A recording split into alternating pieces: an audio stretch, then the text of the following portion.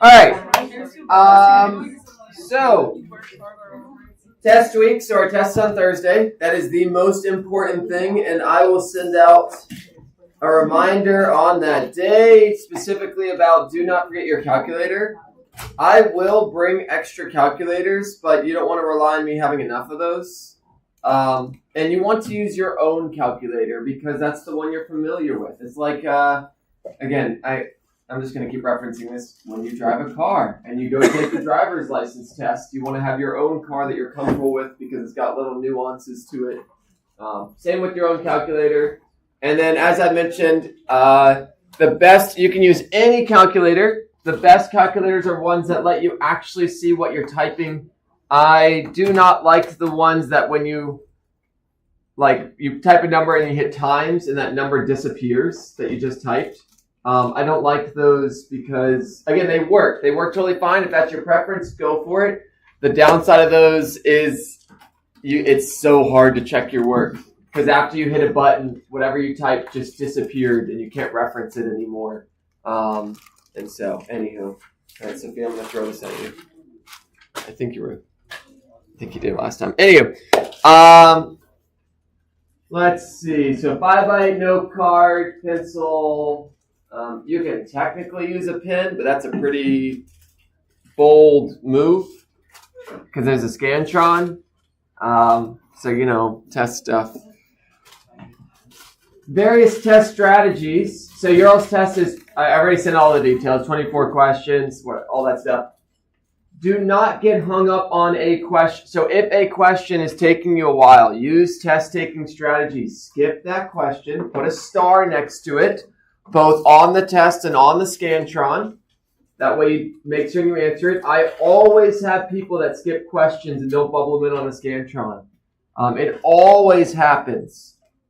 I have yet to have a class where I haven't had several students, and I don't know how many, maybe 3 to 5% or something, students skip a question and they forget to go back and answer it. It's multiple choice. So anywho, test-taking strategies, star that question, move on. Do not let one question take all your time. All that's going to result is you getting frustrated and flustered and all that stuff and waste your time. Move onwards. Because maybe a later question, 1, it keeps you moving, use your time efficiently. 2, maybe a later question primes something in your brain that helps you answer that last one. This test is basically half kinematics and half forces with some a handful of just vector stuff thrown in. Just vectors without any physicsy stuff associated with them.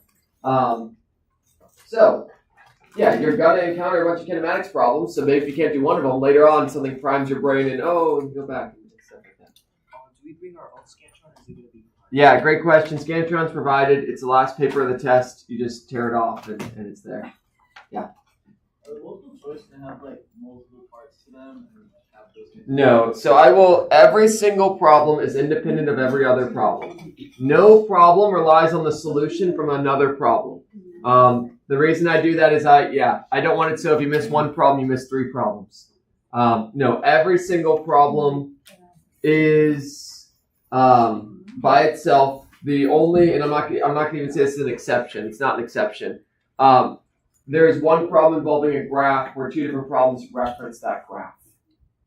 So now there's graphs on it, but there's practice problems related to graphs. That's a thing. So, and we'll go over that today. But even then, both of those are independent of each other. Both of those answers do not rely on each other. So, and that is also true of the free response. The free response, no matter which problem you pick, it will have 2 parts. Part A and Part B. Part A is worth 10 points. Part B is worth 10 points. Those parts are also independent of each other. The only thing they might share in common is the givens. The givens some givens might be shared across A and B. You might use some of the givens from, so that's it though. You will not use the answer for part A to solve part B because again, if you miss part A, that would mean you miss part B, and I don't like problems like that. So Can we write on the exam? you can write all over the exam. Yep, the only thing, At the end of the exam, I will collect your multiple choice in one stack, and then all your free response will be in another stack. And because they get graded separately. Yeah, and you can write over the thing. There will be a scratch sheet of paper in the test itself. One of the pages will just be a blank paper that's stapled to it. And then if you need more scratch paper, we have plenty of scratch paper. I can give you more during the test as well. There's also on the test, I made there be a margin on the right side that's blank. So next to each problem, there's space, and under each problem is space, and all that. And the questions won't be super long. Again, that gives more space and things like wording wise. So they'll look like the quiz problems in terms of length of wording and stuff like that. 2. Yeah, there's 3 for response. You'll pick 2. I don't care which 2 you pick because the end result, one of the parts will be kinematics, one of the parts will be forces. You're going to have to use both skills no matter which 2 you pick. To make sure I'm testing you on the things that the test is supposed to be testing you on. Yeah.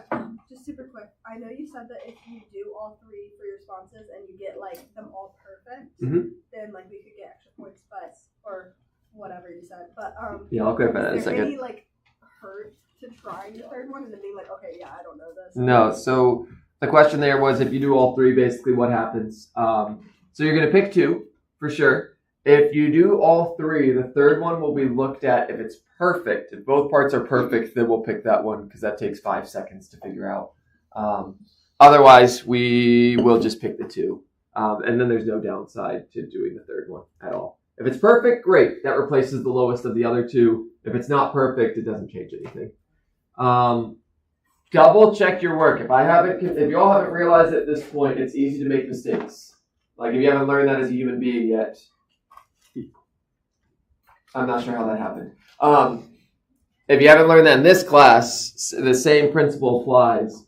Double check your work. And that does not mean that you you can do this, but this is kind of tedious. It doesn't mean you go back and solve every single problem as in-depth as you'd like. Yes, that is a possibility. You all will have a lot of time. You can do that. What I generally recommend doing is take your answer. If you did algebra, plug it back into the equation and make sure that algebra works out. It's a really easy thing to do that can check your work. Another thing, check if your answer makes sense. Think about, should it be positive or should it be negative? That's always like, if you have multiple choice answers and there's positives and negatives, you probably need to consider positives and negatives. I can almost guarantee if you all check your work, you will spot a mistake. Almost guarantee it. It's not fun to do that. After spending 2 hours or however long doing a test, it's really not fun to go back and check your work. But I'm speaking from personal experience. As I got later on in my academic career, as I got to my upper level undergraduate course and graduate level courses, I found when I was disciplined enough to go back and check my work, I always, 90% of the time, spotted a mistake somewhere, if not higher. You're a human. You're going to make mistakes. Going back and double checking it is one of the best ways to reduce that. Doesn't mean you'll catch all of them, but any of them you catch is one less problem you're going to miss. And if you have the time, it's worth doing. So yeah, I highly, highly, highly recommend that. Again, you all have 2 hours and 50 minutes. The reality is I designed this test for probably 2 hours. That's how much time what it's designed around. So the extra 50 minutes is just kind of bonus time. And if you take the full time, that's fine. It's a judgment-free zone. I guarantee you I will have people in here taking the full time, and that's fine. There's varieties of reasons for that. Do not feel bad about that at all. I will be in this room until 10:50 kind of thing. So use all the time if you need it. And yeah, if you have the accommodations, we're a little close to the thing, but I think if you still submit it, I can still approve it and all that jazz. If additional time is needed. That's always, if you have that service, please make use of it. All right. Do you all have any recommendations? Physics tests? Always double check what direction things are pointing. You already covered that. Yeah. But also just make sure you know what's X and what's Y. And if it's gravity, probably in the Y direction. Yeah, I would just say go through the PowerPoints and try to redo as many questions as you can, because practice really is what makes it perfect. At least that's what I think. Also, I think ChatGPT is just really good to help you outline what you should Well, like outline like studying wise, like what I should cover. So let's say you have how many days before the exam?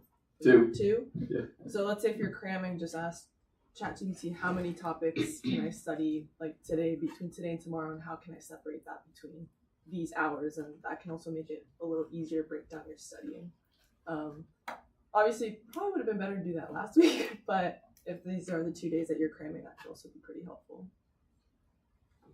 There you go. And yeah, if you haven't realized it at this point, something that's unique about physics is it is very hard to cram for physics. Because the reality is this takes time and it takes your brain to make connections. It's not just like store a bunch of material in your brain somewhere. Like you all are pretty efficient in your classes. You have to do that a lot. And you can do that in a short period of time. It's like cram a bunch of facts in your head. Physics, you can't rely on that. You cannot rely on just cramming a bunch of facts in your head. It's learning a process, and some people can learn this process really quickly. Some people it takes longer, and each of your brains are different, and I cannot tell you whether it's going to take you a long time or a short time until you have to figure that out yourself. Some people pick up driving very quickly. Some people it takes a very long time to become a good driver. And then some people regress. But, all right. I have another piece of advice. Oh, sure. One more piece of advice, then we'll get to the review. Another quick way to check your work is take your units and just follow through and make sure the units still line up at the end. If you suddenly find that your acceleration is in meters, something's gone wrong. There will be some questions that have answers, and you've seen this in the quizzes. Maybe I'll ask for energy, or not energy. I'll ask for force, and I'll have answers in units of newtons, and I'll have answers in units of kilogram. The kilogram is not even a possible answer. So like there is some problems where that is the case. Generally in those problems, I will have a couple answers with the same number with different units. So that's kind of like a flag and things like that. There's not many of those because that kind of actually makes it a little too easy. But there is a few. Are you being careful with your units? Are you speaking the language correctly? All that kind of stuff. Okay, joke. And then we'll start the review. So, why can't orphans play baseball? They don't know where home is. Yeah, that one's one. That's the dark. There's a couple of those sprinkled in there. There's not many. They always get found. Anywho, last thing I'll tell you all to encourage you.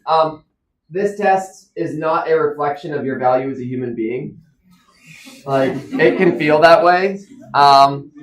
Yeah, it can feel that way that, like, man, if I do terrible on this test, my life's going to fall apart. Like, I get that. I remember that stress and things like that. So then I'll just give my reminder. Literally, this test is a test of whether you know kinematics and forces. That's all I'm testing you on. So if you do poorly on the test, what does that reflect about you as a person? That you don't know kinematics and forces. And you can decide how much of an impact that has on your self-esteem. But at the end of the day, that's what it is. So hopefully that gives a little bit of peace of mind when you go into it. And again, use the note card. If there's anything you're afraid of forgetting. Honestly, the reason I do this note card is to reduce test anxiety. That's the reason this exists. If you know your stuff, you won't need the note card. Like, that is the reality. If you know your stuff, you probably won't reference it much, but it's a safety net. That's the reason it exists, and often the way with a safety net is you don't use the safety net. Like, trapeze people and all that kind of stuff, they have the safety net. The goal is that they don't need it, but it exists to give you comfort and security and all of that kind of stuff. So, put whatever on here makes you feel more comfortable. That's really the name of the game. What stuff during a test are you like, man, if I had this, I'm afraid of not having this. Then you have it, you know it's there. If you need it, great, you can reference it. But that's why it exists. So that's just a behind the scenes thing. Okay. Yeah, so the review is just literally going to be, we're going to go, it's week by week, and then it's just, I'll have random problems that I might introduce as we're going through this, as I tend to do. These slides are just a summary of what we talked about. So there's 5 weeks, so there's 5 slides. But again, I'll put random questions in there. I'm just going to delete the circular motion one now. It's gone. All right. Vectors. I really hope you're good at this point. Do you know what a vector is? I mean, I'm not going to test you on that, but like, the word's not going to make sense if you don't know what it is. It's an arrow with an angle. And anytime you all see a problem with an arrow, like this thing is going this amount in this direction, immediately break it into X and Y. Doesn't matter what the problem is, you're going to have to break it into X and Y. Like that is just something that you all have to kind of recognize and then immediately. So if this was like initial velocity, then we break it into our X component and our Y component. And all the sides of a triangle are the same variable. Like that's the other thing. You should never have a triangle where the hypotenuse is velocity and then your bottom side is displacement. That's apples and oranges. The triangle, my dream is that at some point, conceptually, it'll click to you what we're doing. And so to put it in words, we're just taking an arrow and the X component literally is saying, hey, this blue arrow, how much does it point to the right? If I had to describe how much it points to the right, that is literally what the bottom is showing you, is how much it points to the right. On the other side, on the up-down, it's literally saying how much does it point up and down. That's what you're doing. You are just saying how much does it point left, right, how much does it point up, down. That's the magic sauce behind all of this. If you don't understand it, that's fine. It's not the worst thing. As long as you still know how to do the process. If you do understand it, then it just helps the process go smoother. It helps you immediately jump to it. Notice every single side has arrows because it's not just how much is it. It's not just how much horizontal is it. Is it to the right? Is it to the left? You know, all that good stuff. And then, you know, of course, make certain you're good at doing the opposite. That if you need to get to the hypotenuse, that you can, you know, Pythagorean's theorem. You all been doing this so much at this point. This is literally the first step we talked about. And my hope as we go through these slides is for you to also realize, hey, when I first saw this, it made no sense. And now it makes sense. You've learned things. Like that's the satisfying thing, is that if you can try to put yourself where you were 4 weeks ago, and then you can look at this now and see the difference, like that's some encouragement, hopefully. Base units, don't forget about that. Kilograms, meters per second squared, seconds, meters per second. Basically, if you see anything that's not meters or kilograms or seconds, you need to convert it. That's one of those like flags that should pop up. Centimeters, convert it. Hours, convert it. Grams, convert it. That's the one that often flies under the radar. Great. To the point of vectors, do I have it later on? Oh, that's very sad for me. This one doesn't have all my example Oh, it's in... Nah, it's fine. It is what it is. That's why. All right, I'm going to open up this one instead. It already has example problems that I was like, these are relevant. So I'm going to jump over to this one. It's going to be the exact same PowerPoint, but it's going to have random problems tossed in. So I'll copy that over. Great. You're like, what the heck? Let me draw some arrows. So A is going to go this way, and then B is going to go this way, and then C is going to do that. And D, you all tell me, pick a direction for D. Right. Ooh, up to the right or down to the right? Down to the right. All right, great. There's A, there's B, there's C, there's D. Add them up.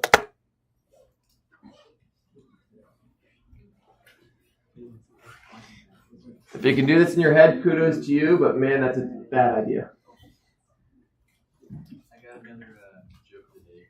Okay. What? That, like, if you want to add it to your Is it dark? I think I have a tiny clip card that will fit in the bag. All right, it's a little dingy, but it does the job. And it'll fit in the bag. Yeah, that way it goes in the bag. I'll read it before everybody. How many are in there? So my wife wrote one of these for every single day for 2 years of teaching high school. So 5 days a week. Quite a lot. Yeah, it's quite a lot. Yeah, that bag doesn't have all of them. No, that guy's like just a random subset. There's a ton. And she curated. She didn't come up with them herself. She found them online. She curated through Reddit. Hey, that's really good. That's crowdsourcing. There's just threads of what is the best morning joke you have.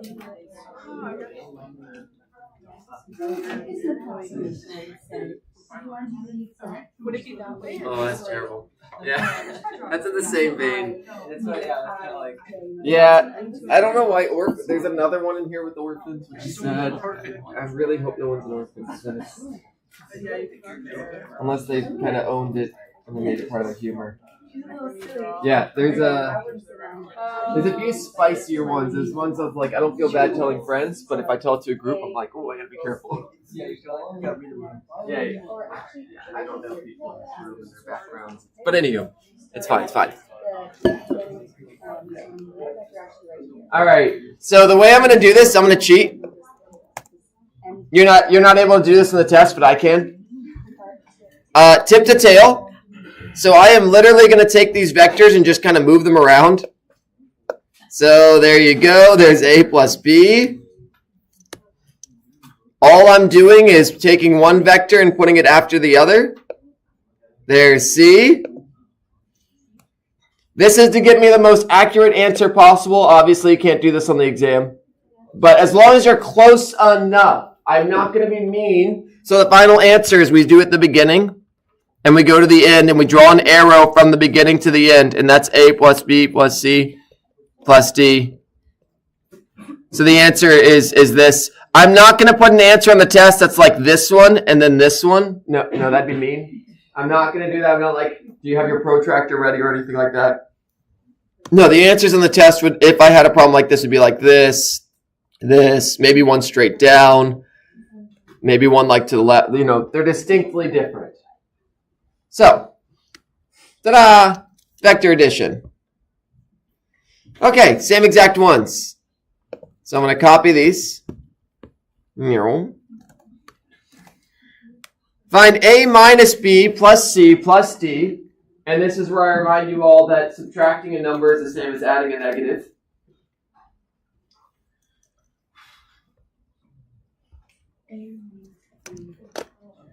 So these two things, it's the same question written two different ways. Same exact question written two different ways. Yeah.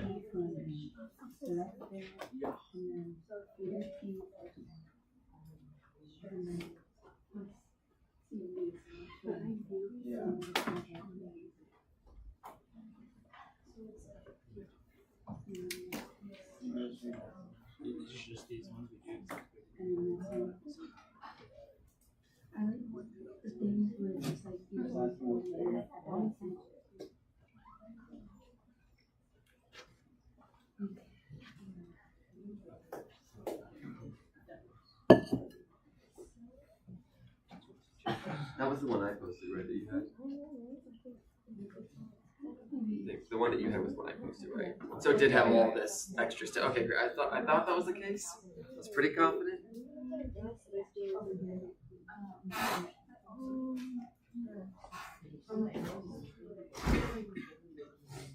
Yeah. Exactly. Yep. And B in this case is straight up. Yeah. Yep. And think of it like numerically. If you wrote it out in vector notation, it literally puts a negative sign in front of everything. So instead of x pointing to the right, x now points left. Instead of y pointing up, y down. So it literally just flips the entire thing. And you can mathematically. Yeah. You had like an up arrow to the left and a down arrow. Yep. Because it just it puts a negative sign which makes all of this flip. So yeah.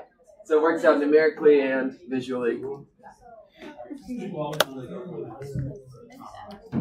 Alright, so then just to draw this, something that helps us here is if we want to draw negative b. Negative b is the exact same thing as b, but flipped.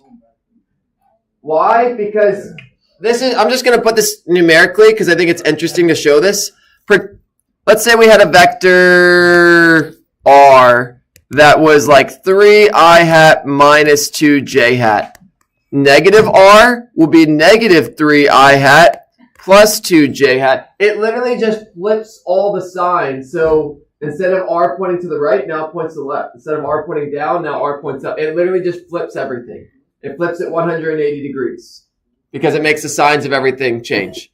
So if we look at B here, B was positive in the y direction by putting a negative sign.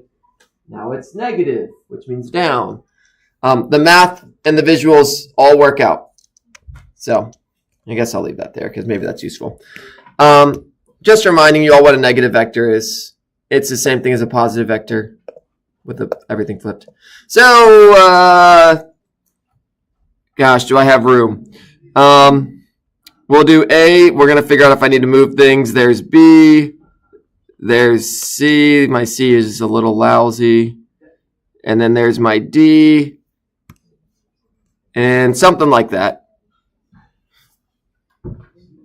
There you go. It's more down than the other one. Because B, instead of going up, now it's going down. And that kind of does double duty. If you're like, man, that one's so much more down than that one. That's because B was canceling out the downwards part here. Now it's not only not canceling it out, it's also adding to the negative. If you think of the math and stuff like that. So that's A minus B plus C plus D. Great, we did it visually. Now I'm going to make up a problem where we do it mathematically.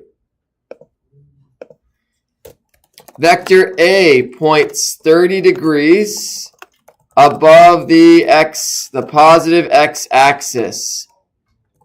And is, let's see, and has a magnitude of 5 meters. So let's just say it's displacement. Do we want to do unit? Let's just make it unitless. It's not. It's just a math problem at this point because it's just vectors.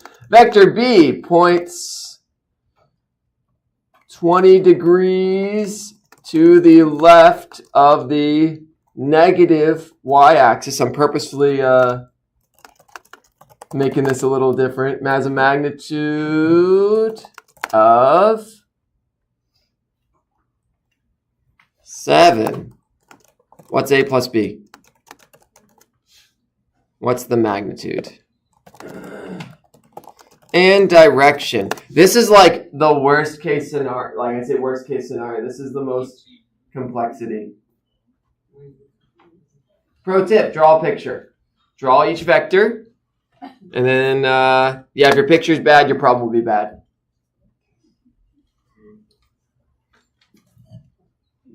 Testing your skills in drawing pictures and vectors.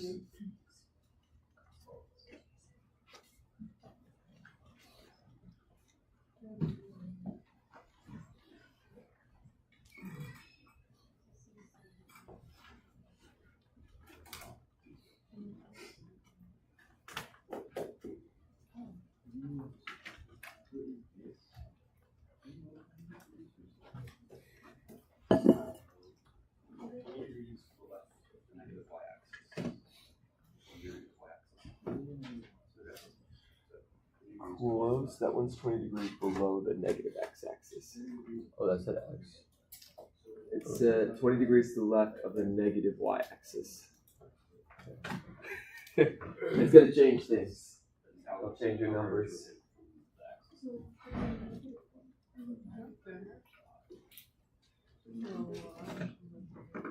Yeah.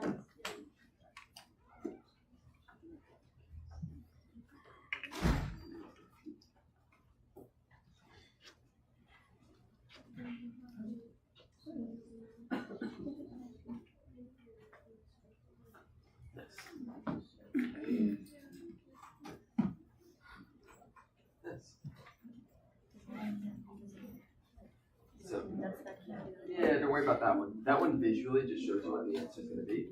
Oh, okay. You have a vector with an angle. What are you immediately going to have to do with it? Break it into its x and y, break the other one into its x and y. Oh, I see. The picture just gives you a sense of what the right answer should be. like the picture of them together, but you don't actually use that to do the math. I know, like, it's just fun. And I'll mention that in a second, actually, because it's a good point. It's a common challenge I see. It's a good picture. Super close. 20 degrees. What's it with respect to? Yeah. To the left of it or to the right of it? So where's my negative y-axis? So it's going to be 20 degrees and left y. Yeah. 20 degrees from that. Yep. That's basically how far away it is from something. In the first case, it was that much x. This one's 20 degrees. Yeah, that's what it. Anytime we reference these angles, this is all called reference. Okay, since I think I'm just going to show the picture. So yeah, I love people that drew the XY axis. I think that helps the most. Then you have your 30 degrees, and this one's 5. And then you got your 20 degrees. It's to the left of the negative y-axis. The negative y-axis is the one that points down. So that's 20 degrees, and that's 7. And this is actually what we're then going to use to move forward. You can totally do this, like you can put them together to see what the final answer should be. So this is going to be a plus b, but you will not use this picture to solve the problem. You will not use that picture to actually do the math. In fact, if you try to use that picture to do the math, it's going to result in more complications and confusion than it's worth.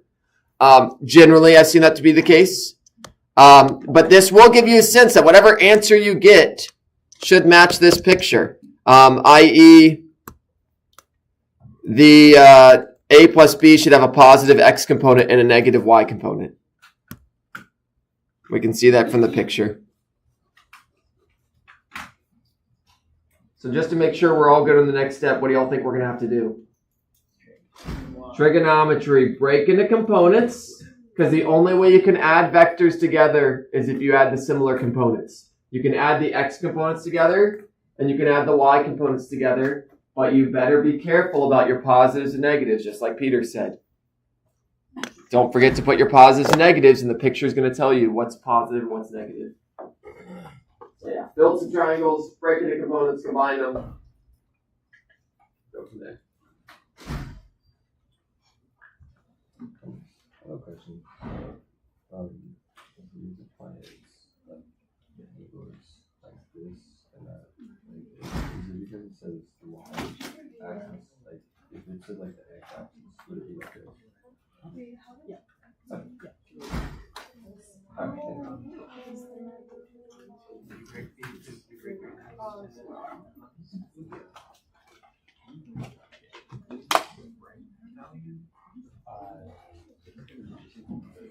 Yeah, the one on the top right is positive. Yeah, the one on the bottom left is going to be negative.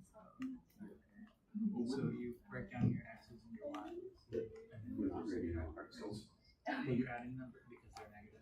And that just gives you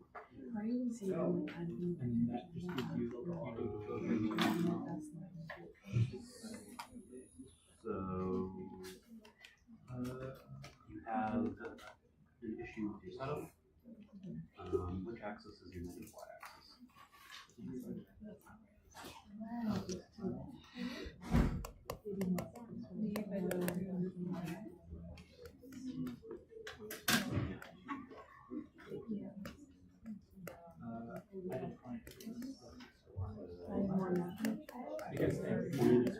First now we have to measure geometry and which axis is the left.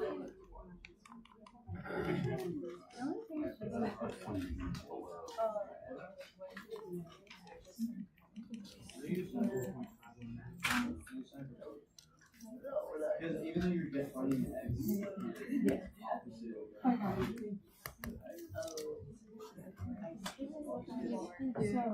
I realized I couldn't do my law. I don't know these things.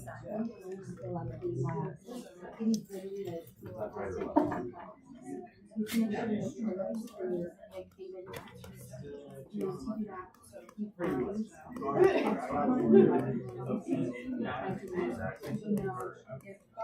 is your adjacent. So let's do this sum of 3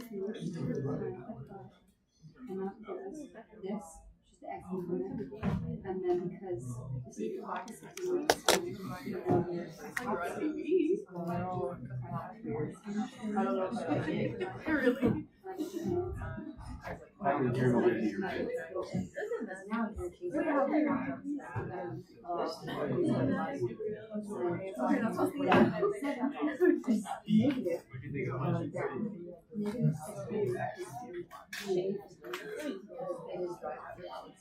These values are right, so you just It's not 3 hours. and add them together. Positive 2.0 minus 2.9 now 2.5 minus negative 2.2. But like the efficiency minus negative 2. And you take that and you put it under the thing.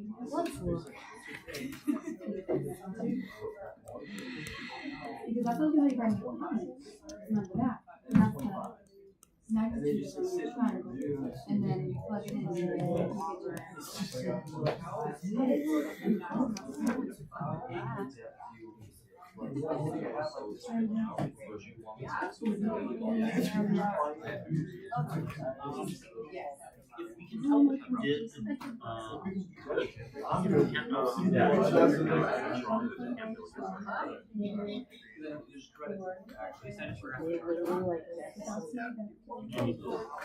Showing up arrow on the side. I decided, yeah, I do it. That's the way I decided the cycle thing. So when I do this, I'm thinking, oh, I'm drawing this triangle. That's my solution. You can technically do this one, but then it'll give you this thing, which is fine, depending on how you want to write your answer. Yeah. If you want it with respect to the positive x-axis, the other triangle's better. Less work, at least. It's so cut right? So opposite would be negative 4.08 and 1.08. All right, so I put the answers up there. I also put how you're going to break it into components. So what's fun about this problem is in the triangle with the 5, the x component is cosine. In the triangle with the 7, the x component is sine. And the reason for that is it's the opposite side in one case and the adjacent in the other. Again, reminding us that the x component isn't always cosine. Sometimes it's sine. And the way I got these was SOHCAHTOA.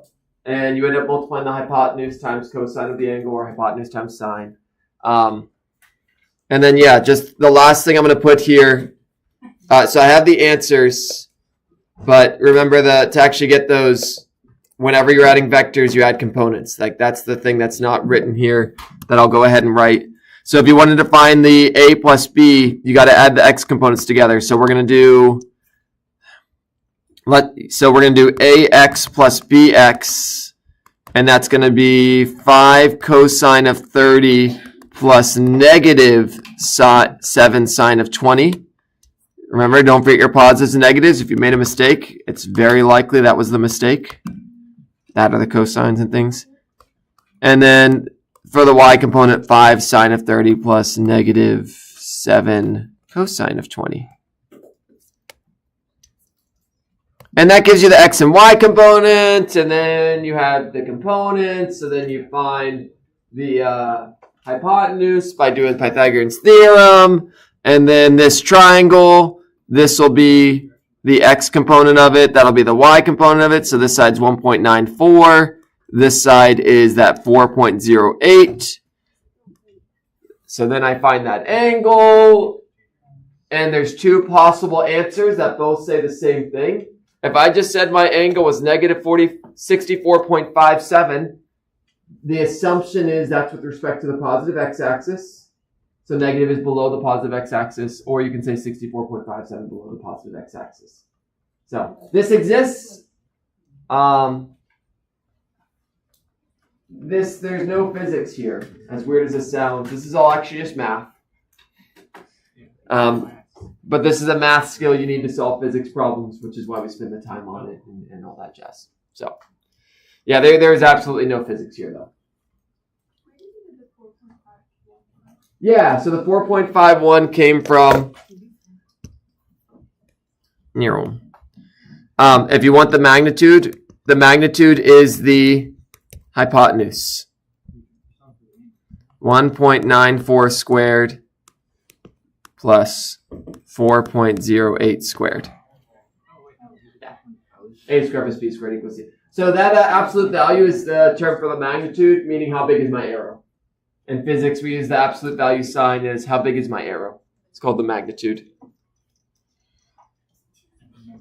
Okay, so there's that. Yay! It's a skill that you just need. Great news for you all. When we, after test 1, the first thing I'm going to cover after test 1 is going to be energy. And there's no vectors associated with it. So you'll be spared for like a week and a half. And then we're going to go back to vectors. Momentum will have vectors. So, yay!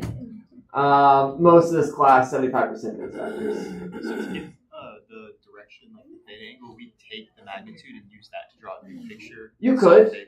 You could use the magnitude. You can also just use the x and the y component. So I drew it.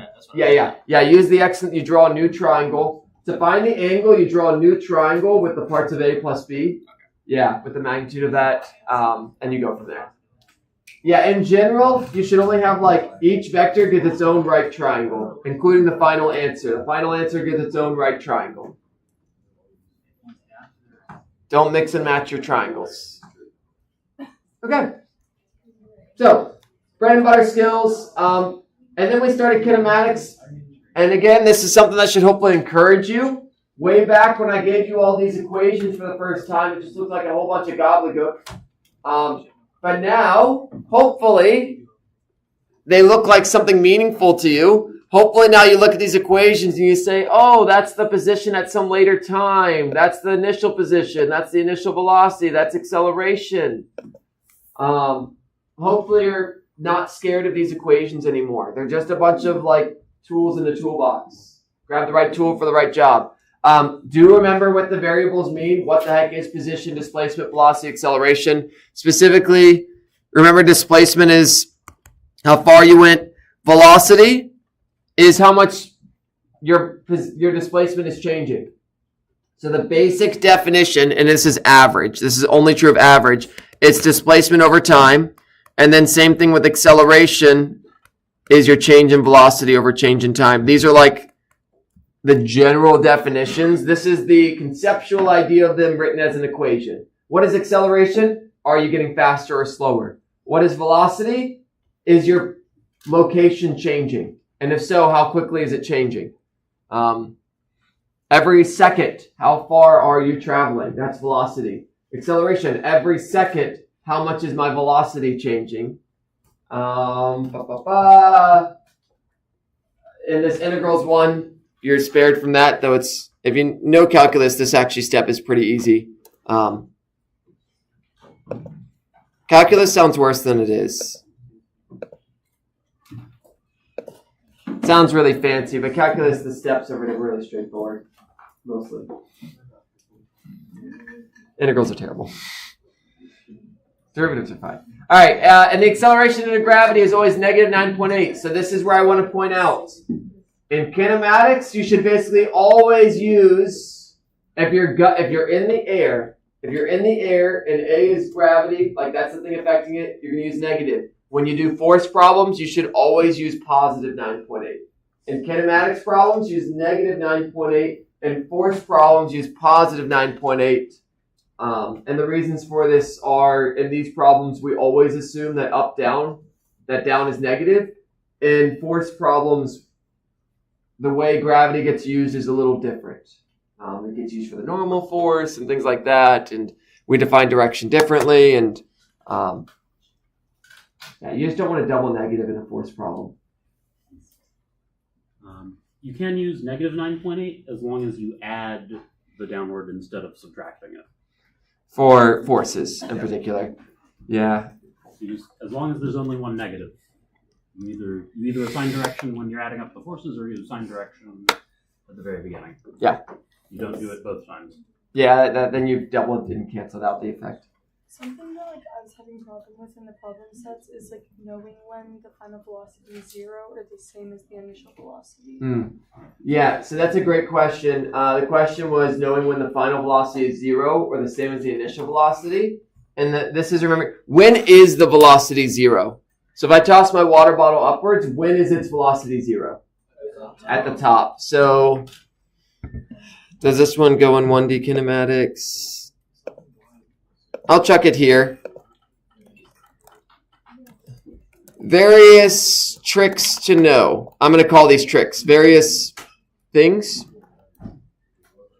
We'll call it tricks. Tricks is, it makes it sound trickier, but it's not. It makes sense of it. So, at the highest point, velocity in the I have to remember my superscript and subscript buttons. Yeah, it's not working for me today. Whatever, Vy equals 0.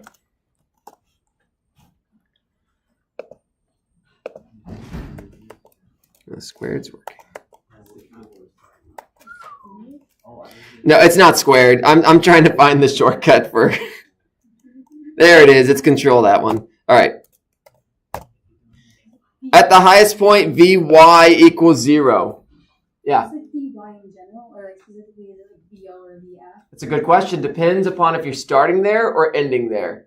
So you always got to make judgment calls. Every single problem, you have to define the beginning and the end. There's always 2 snapshots. And almost imagine a video. You don't care what happens in the entire video. You only care about one frame of the video and then some later frame of the video. And you have to decide what those 2 frames are. What's the beginning? And this is something I'm going to actually put here, and it's been a really common challenge. You need to decide what the beginning and end of the problem is. And there's a really good problem that I've gotten numerous questions about that really tests your skills in this. And it's the, you toss an object up and it passes a tree branch that's 7 meters high. How much time does it take for it to return back to the tree branch? If you really want to test whether or not you can decide beginning and end, that tree branch problem is a really good one. And the key to that is you actually have to break it into 2 problems. That's one of the ways. There's actually a few ways of doing it. So when you're solving physics problems, you can look at some part and say it's the beginning and some part and say it's the end. And then later on, you can decide the thing at the end becomes the beginning of a different problem. You can break it into pieces in that way. So like, I'll just quickly draw this picture for you all of the tree branch one because it's so good. So here's the tree. There's the branch. You toss a ball upwards with 15 meters per second.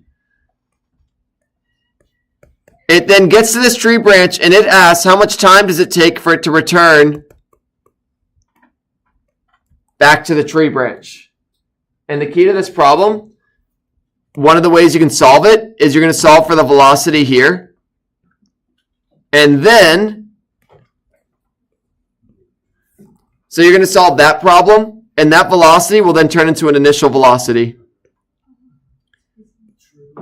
for this problem. And so you break it into 2 problems. That's the key to solving this one, is you can break a problem into 2 pieces. Like, I was asking chat how to solve this. Yeah. They use the quadratic. So it is yeah, there's a couple ways to solve this. One is doing this. You find the velocity at this point, and then you use that to solve the 7 problem. The other way is you find the time for the entire journey, and then you find the time to that first point, and you subtract those 2 times. Yeah, it gives you 2 values. Like when you do the quadratic. Sure. You got to pick the one that's is one negative. Yeah, one's positive, one's negative. Negative means you went backwards in time. Just like why do you add? I don't know when I was finished. Yeah, so you can ask it. That's probably, like, I'd have to see how they did it exactly. Ask ChatGPT which of these are the right answer and why. Yeah. you might not be able to answer this, but is a question like this going to be on the exam? Is a question like this going to... What a good question. I can say that the skills used in this problem are very useful. This is a good exemplar of a problem that tests... Can you decide when the beginning and the end is? So I can't necessarily tell you whether or not there'll be a problem like this, but what I can say is this is a good practice problem. And that doesn't necessarily, again, don't take that to mean there is going to be one like it or not. So here's a rule of thumb for you all. Every problem I give you in the multiple choice, you should be able to solve in less than 4 minutes if you know what you're doing. Honestly, if you know what you're doing, less than 2 minutes. The amount of time it takes you to write these things out, you're not going to have any problems in the multiple choice that the time it takes just to write everything out takes more than 2 minutes or so if you know exactly what you're doing.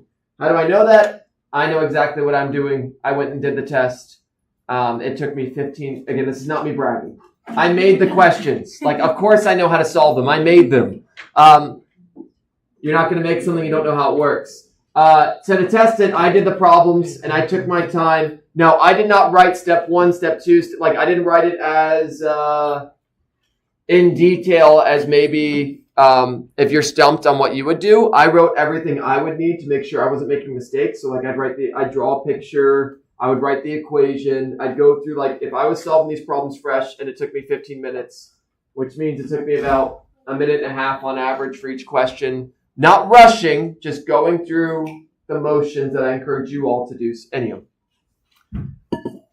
all that to say, if you feel like a problem takes a lot of time to write out a bunch of things, probably not going to be one that's going to show up. Doesn't mean it's not a good problem to do. The idea with the practice problems is they're going to be harder than the test problems. Because the alternative is that the test problems are harder than the practice problems, and that'd be mean. So I'd rather over-prepare you all than under-prepare you. All right, so anyway, great problem to do. You need to decide what the beginning and the end of the problem is. This might change. You need to decide what the beginning and end of the problem is. Someone was asking if you could go back. Yeah, I'll go back. Let me finish this thought, and then I can jump back in a second. Your problem might actually be 2 problems. So like this apple or whatever thing here is actually 2 problems. Break it into pieces. You can do that. Okay, so then I'll continue this one in a second.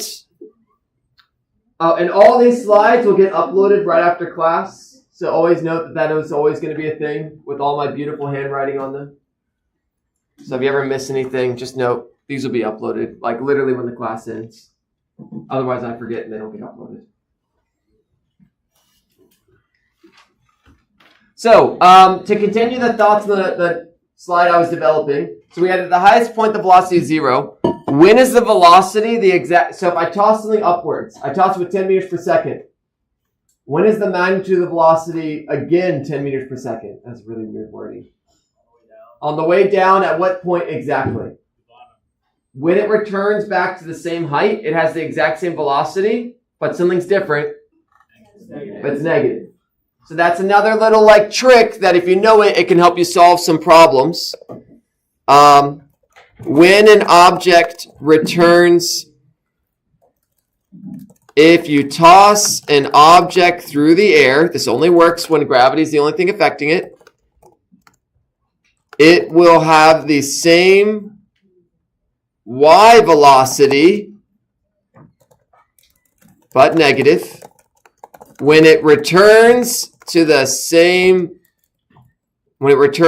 height it started at. Man, that's a bunch of funky wording, but let me just put that in equation form. This is the reason we use equations. When yf equals y naught, so when I end where I started, in the up and down, Vf equals Vfy equals negative V initial y. So that's the what I just said in words. That's how you express. That's the reason we use math. It's such a nice shorthand. When your initial position in the y direction your final position in the y direction equals your initial position in the y direction. Your final y velocity equals your negative of the initial velocity. Long story short, if I toss something up with 10 meters per second, it returns my hand with negative 10 meters per second. And there's a problem like that. There's a top hat question like that. So you can, look through that and find that and all that good stuff. All right. And there's one other major thing I want to point out here. It's about the x velocity. What's the special thing about the x velocity when things are in the air? Ooh, I heard 2 different answers. I heard 0 and I heard constant. Something is 0. Something is constant, but they're 2 different variables. Yeah, when an object is in the air, ironically assuming no air, Vx is constant, Ax is 0. And so at the end of the day, when you solve these problems, you end up just finding that delta x equals v times t. Like that just comes from the kinematics equation. That's not a new equation. That equation literally comes from the kinematics equation for position.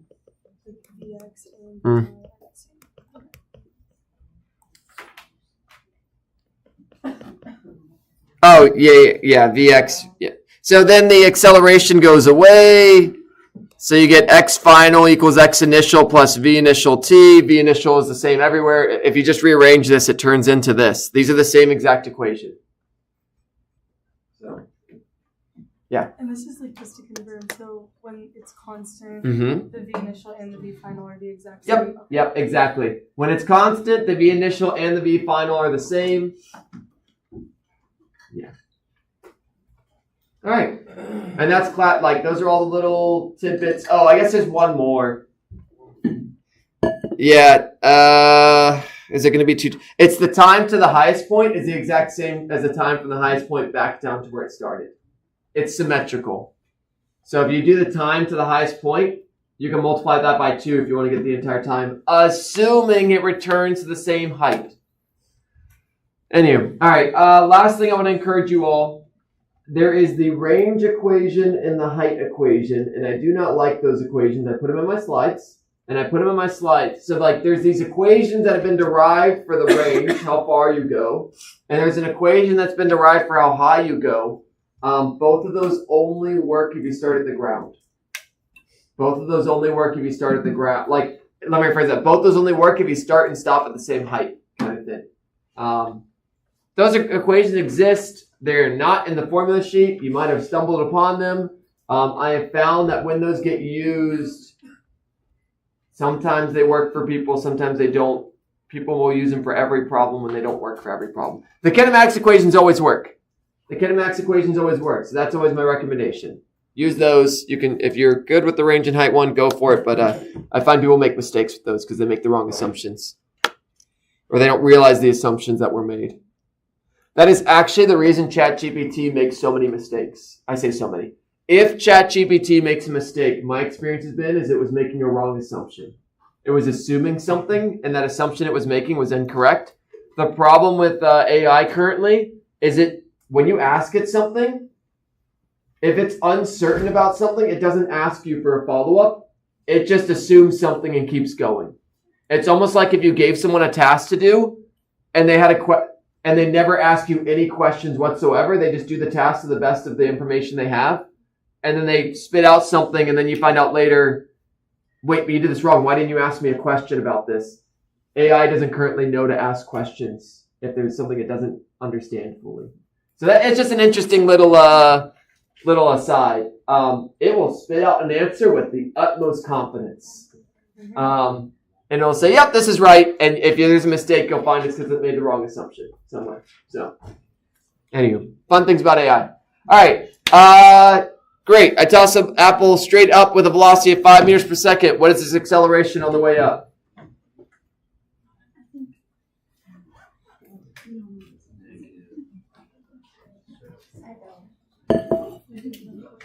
So when Apple retrieval. So like when I was doing the throw it up,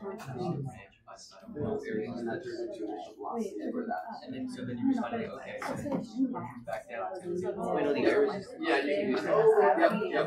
Yeah, it's basically realizing it's all of it's two problems. You can take that one situation and break it into two separate pieces. With the initial and final here, and then you have initial and final here. And you solve two kinematics problems. And that's one way of doing it. There's actually a couple. Alright, what's the answer? If you did math, you did it wrong. Negative 9.8. This is an example of a problem that could, like, I will have problems on the test that have numbers associated with them that have no math required. Would you ask this question, but with like a bunch of other givens? Maybe. I was like, but then, I mean, step one, you can start going through the process, so you won't waste that much time if you actually go through it. Step one, you'd write down your givens. Step two, you'd write down what you're solving for, and then you'd realize what you're solving for is one of the givens. Like, that's, and honestly, moving forward, one of the things you might want to do, so I always say step one is write the given, step two, figure out what you're solving for. You all might want to start shifting to the mindset of what am I solving for is the first thing you actually ask yourself. That is actually, as you become more proficient at things, you actually first ask yourself, what am I solving for? That kind of generally gives you what type of problem it is. And that helps you to spot what you need to find. So. What would be an example of like a conceptual question like this, asking for the acceleration in the x direction? Yeah, I toss a ball straight upwards. What is its acceleration in the left-right direction? Yep. Or you had all that problem with the crate getting dropped from an airplane. An airplane's traveling 500 kilometers per hour to the right. It drops a package. What is the acceleration in the x direction? Yeah. I give a bunch of extra information, but the end result is that, who cares? That'll happen. And yeah, the reason I give all that extra information is because in the real world, whenever you all are doing stuff in the real world, it's not just like someone comes up to you and says, here's the 3 numbers you know. Figure it out. In the real world, if you're a doctor or stuff like that, you run tons of tests with tons of numbers and tons of things, and you have to identify what the data is that's relevant to actually look at. In the real world, they don't give you exactly what you need to solve a problem. Very often you have more than what you need, or you might have less, and that's when you have to schedule follow-up tests. That's why they do so many tests and things like that, is they don't have enough given information to make a diagnosis, so they need to collect more. And you have to make those judgment calls. No one's going to tell you when you have enough information. Like, that's a skill. All right, 2D kinematics, if you haven't realized, it's the same thing as 1D kinematics. X and Y are independent of each other. Time is the only variable. Same old equations. You have to determine how am I going to find time? Is it in the X or the Y?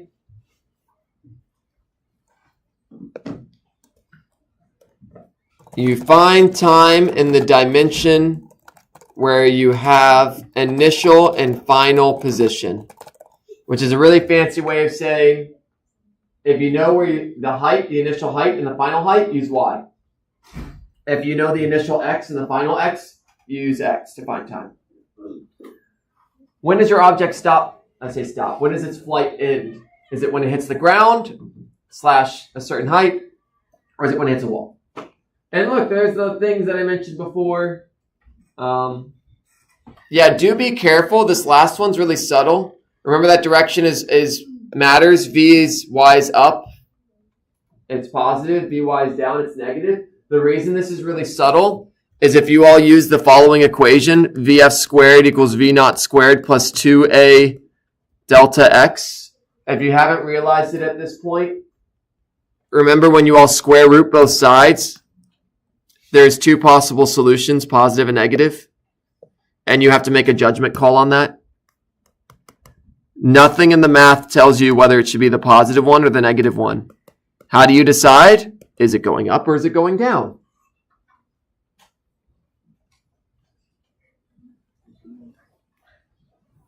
So,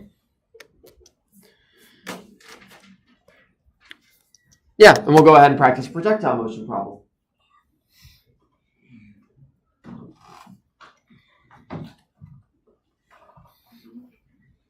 I'm going to delete this.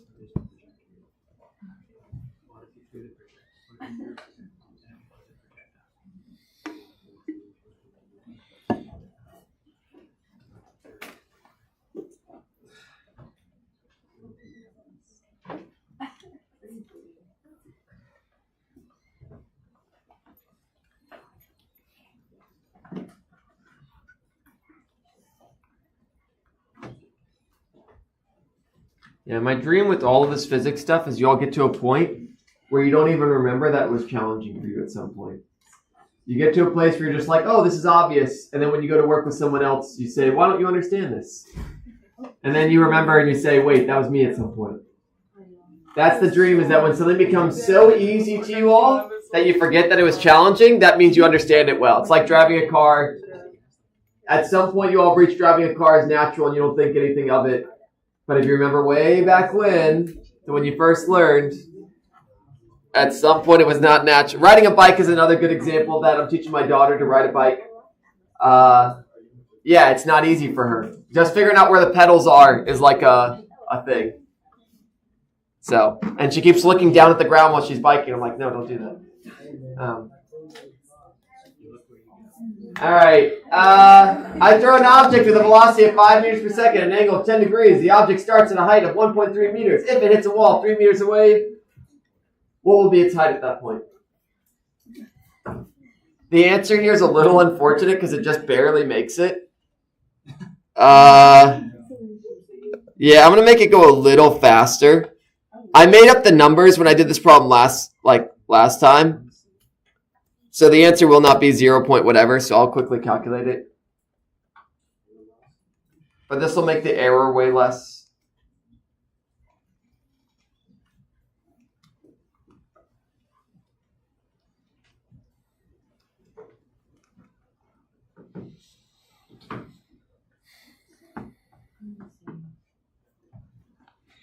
Oh, and if not otherwise stated, you can assume this is a positive angle. Like, just to clarify, this is a upwards, not a downwards.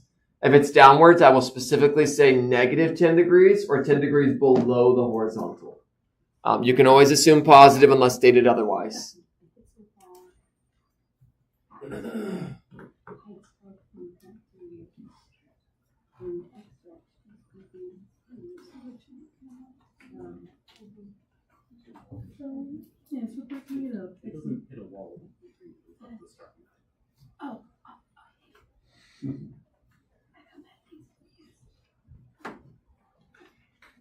Draw a picture, build the table.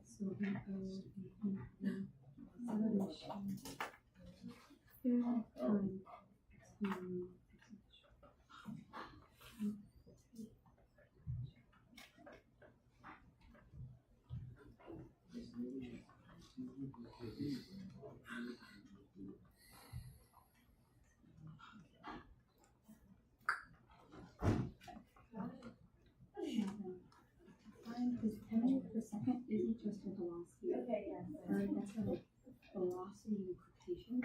It's not an actual velocity.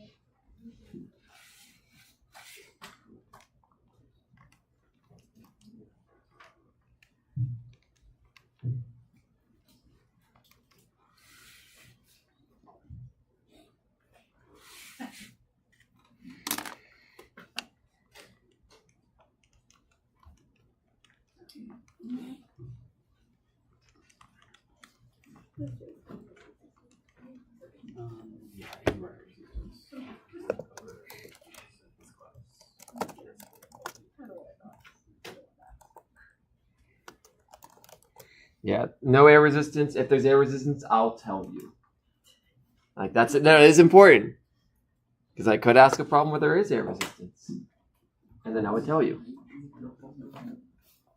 At that point, it'd be a force problem, though. You'd have to do stuff with forces. Oh, meter per second. That's nonsense.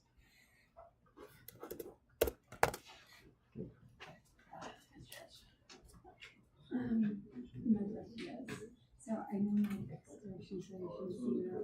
I set up from the first time I lost because I'm taking my time. And so I'll just use my really measure it high, right? Because it's zero, zero times two times zero. That's zero.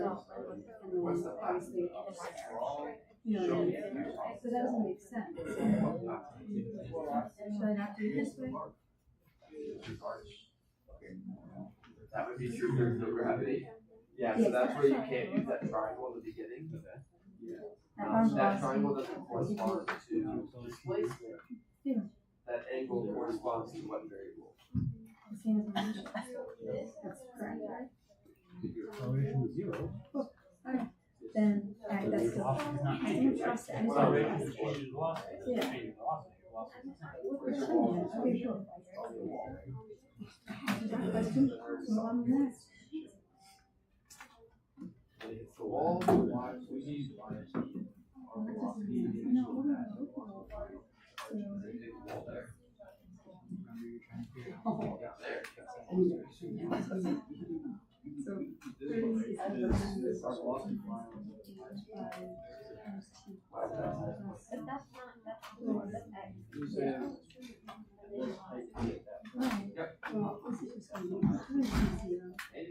There's no guarantee. What if the wall wasn't there? When you throw it up, down.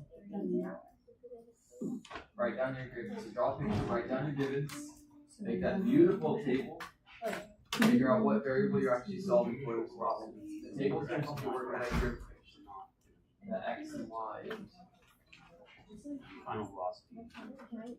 I did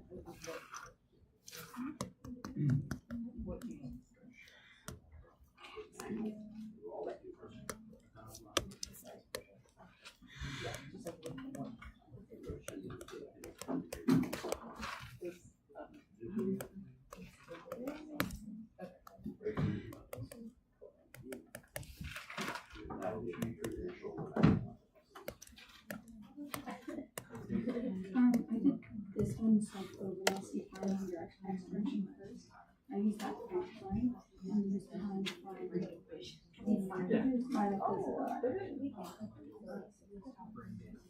I always put some X in my that way it's like So worst comes if you have to do, I mean, there's pros and cons. Remember there was like kind of a workaround.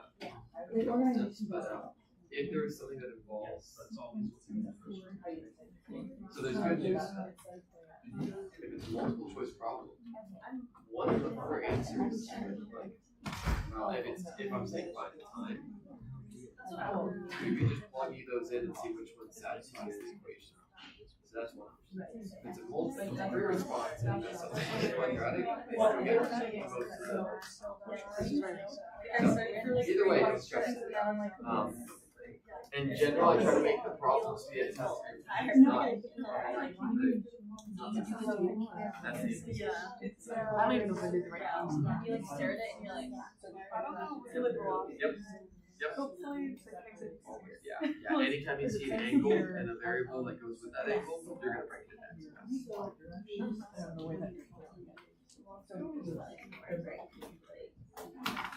He was doing it. He was using a triangle. Triangle. This was so you're not gonna want a triangle displacement or velocity. Yeah. That was the reason.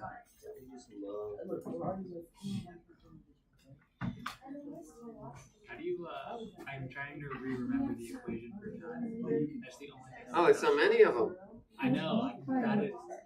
Doing equations. I'm just gonna draw it. That's gonna be the only thing on my card. No, pick one. Pick what you have. Yeah. So you got to make a decision. Yeah. The 1 18 cancels out, so Great. xt is equal to x0. Yeah. Yeah. Put in the numbers. Do you know the initial velocity? Yeah. Do you know the final position in the x? Yeah. Do you know the initial position in the x? Then you can solve for time. Oh. Yeah, you just choose the one that has what you have and has what you need. That's how the kinematics equations work. You just choose the one that has what you have and has what you need. Very well.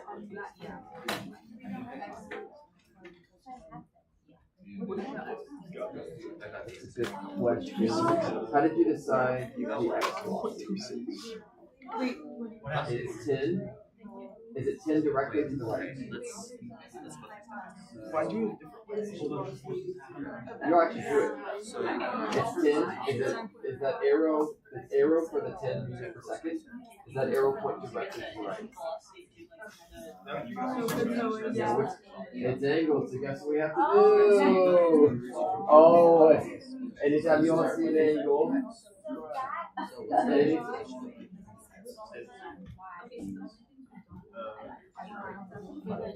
so triangle, break it into components. Yeah. I was like, 'cause you all had the picture right there. The triangle was there and everything. Yeah.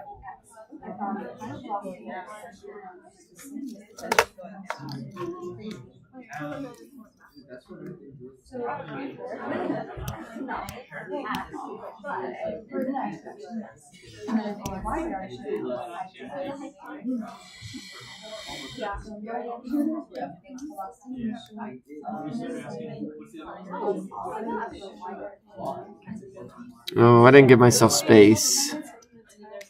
Darn.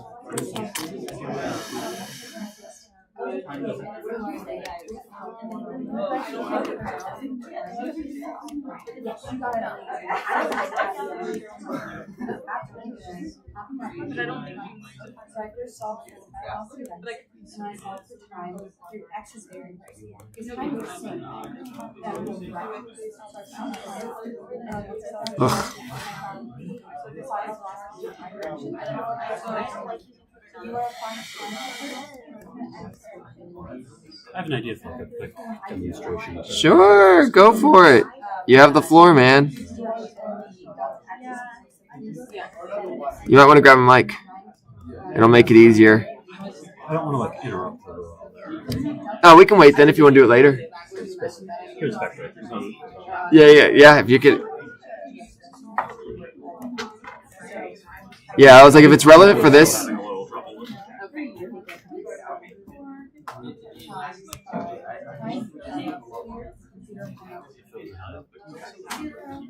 So yeah, there's only two things you all don't know. Which one are you solving for? It's the one I highlighted, the final y position. What is its height? Anytime you all see height, that is position in the up-down direction. What limits the time? Hitting the wall. What do you know more about, the x or the y?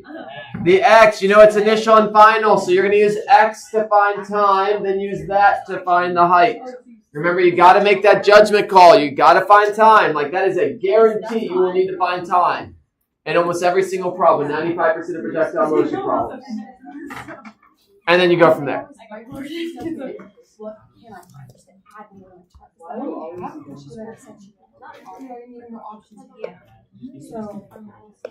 if you can find time, and then I found velocity. So like this equation, I guess I didn't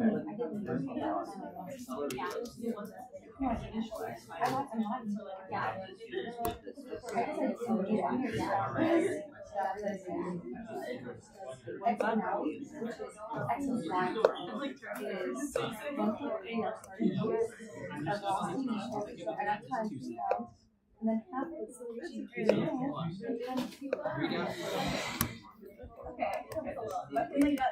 yeah, I always just say the kinematics right after x and y, it's always the time. Time is like a very important variable, I'd say. So if you can't find it within the x or the y, as long as it's like pending in the same place.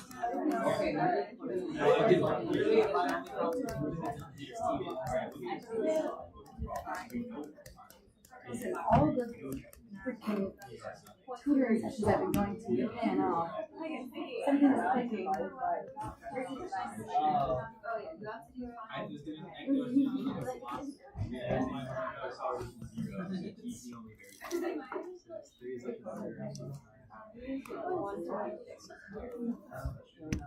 Oh, I can do that.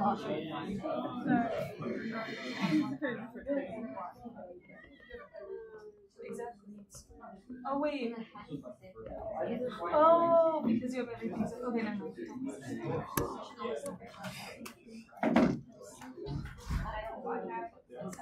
You were like so scared.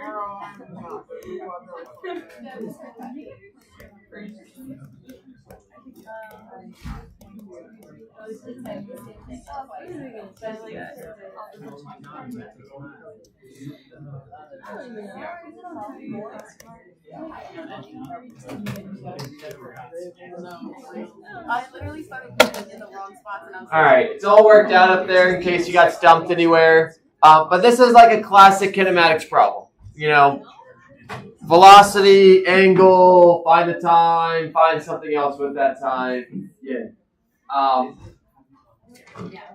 These are a dime a dozen. Like, there is numerous of these in the problem sets. This one, the only thing special about it was X limited the time as opposed to Y limiting the time.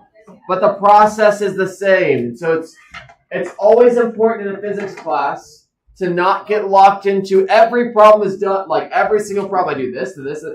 It's not about a recipe. Like, yes, there's kind of a recipe, but the logic is what I care about. It's the logic behind it, the givens, the missing, what equations represent that, yada, yada, yada. Some equations, some problems in projectile, it's the X that determines time. Some, it's the Y that determines time. That's like the thing you have to think about. But yeah, my hope is, again, as you're doing these, you're like, I'm familiar with this. This is looking good. Like, I remember this, all that kind of stuff. And the beautiful thing is the skills that you all needed. You all had to learn a lot of skills to do these problems. And those skills are going to translate to the rest of the class. It's not like all the time you all spent is only applicable to test one. The skills I'm teaching you, the skills you're developing, carry across all of physics. All the physics concepts, learn givens, missing, picture, all of that. What is position? What is velocity? What is acceleration? Those are skills that are going to carry through the rest of this class. We're going to keep using them. And that's why the first test is the hardest. Is you got a lot of skills you got to learn in the beginning, and then you get to lean on those for the rest of the semester within new contexts and things like that.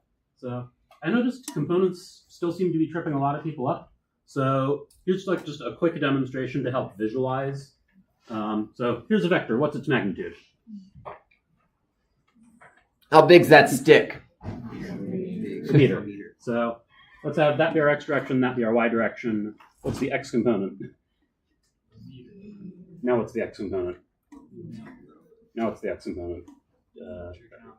Is it still a meter? Yeah. So I'll duck. Yeah, it's less than a meter because it's not fully horizontal. About a half. I don't know if I got there. Yeah, that's the idea that like when it's directly horizontal, it's 1 meter. If it's directly vertical, it's 1 meter. But when it's at an angle, it's not all the way pointed to the right. It's not all the way pointed straight up and down. And that's why we have to break things into components. How much does it point to the right? How much does it point up and down? It's smaller than the size of that stick. That's the idea. It's never going to be exactly a meter unless it's whole thing's pointing exactly in that direction. And rule of thumb, if you all see an angle in a problem, you better split things into components. Yeah. It's going to happen. Like, all right. Hopefully actually seeing it helped a little. Take a 5-minute breather, y'all. Or set, well, when that clock up and that says 9:35, we'll resume. Take a brain break. Eat food. Go to the bathroom. Do whatever you want to do. And I'll mosey around and answer any questions.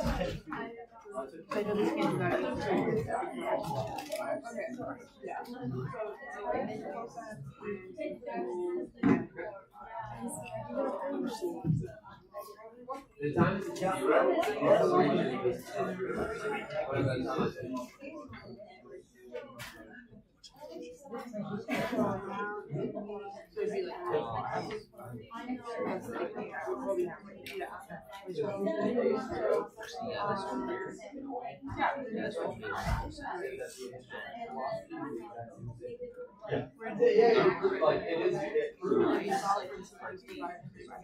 That was a mistake. So it does tell you something. Yeah, we're like, all right.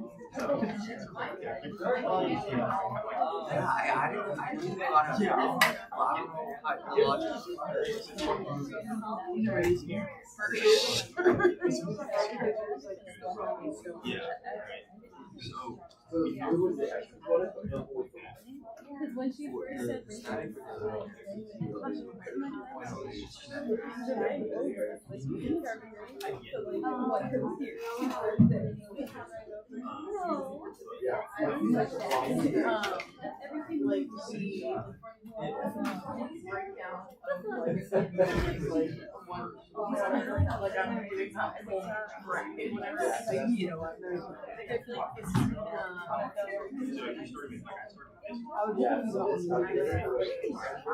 yeah, I feel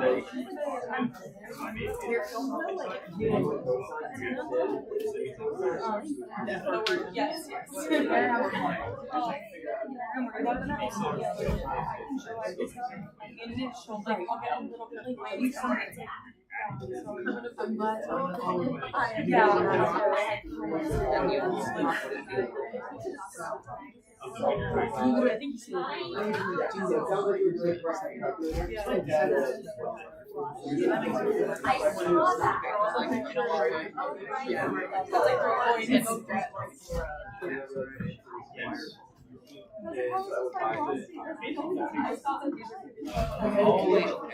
Yeah, you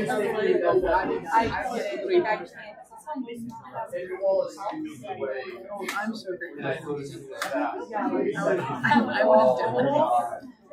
Yeah, that's all. I didn't think about that too. I got 2 cents on it. But the answer got Yeah. it's like I just like tried to memorize it where yeah, would like so that's the check that you go back to. I don't know if it makes sense. I don't remember school. You couldn't like do anything. Oh no, I don't remember like derivatives were fun, but like Did you place this for that? no, I took thankfully I would not like a refresher. Oh, okay. I didn't recap the back. I tried to the final yeah, I'm like, I didn't he's like, I didn't want Oh, they put it at 692. it's like an easy concept. And just like since I've been into I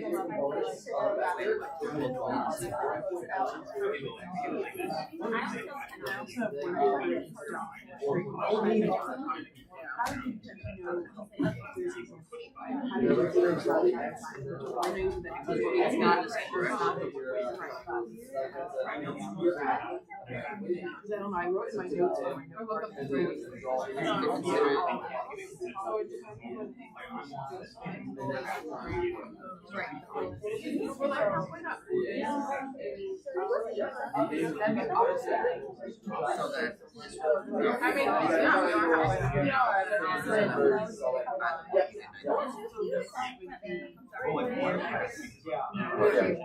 So we're able to like we'll have a phone machine. Yep. Yep. Should like could you tell us what You tell me. Which equations do you think are relevant to you? definitely Right? Okay. Does any other equations look familiar? Nope. Then we haven't covered them yet. That's a rule of thumb. If you haven't seen them before, we're probably not. No, they're not going to be relevant. There's no equations on there that aren't ones that we've like. I'm not going to ask you to use an equation that I haven't taught before. There is, I guess, one subtle equation that's chucked in here. There is an area of stuff left. I got that there. That one's nice to know. and then so you said if you get a higher Yep, and the thought process there is at the end of the course, if you know what I need you to know, then that means you've improved in one of the two test areas, so it replaces that. Yep. What's the average? So I haven't taught 2053 before, so I don't have a sense of the average for this class.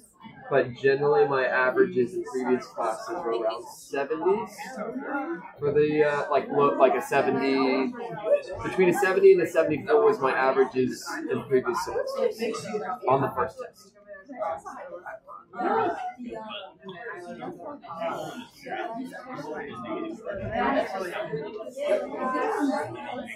Some of them. There's a spectrum of problems. Like say problem sets have problems with the hardest problem in the test. The test will also have problems with grades maybe 7.5 or 8. So if you like takes a little bit like 10 or 9. Yeah. So there'll still be like a range of difficulties.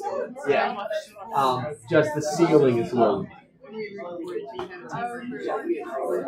Huh? Oh, you know how to do it. So isn't that good? Oh, like that would be an easy one if you had it. That's the ones you want. You want the ones that they might have been challenging, but you know how to do them.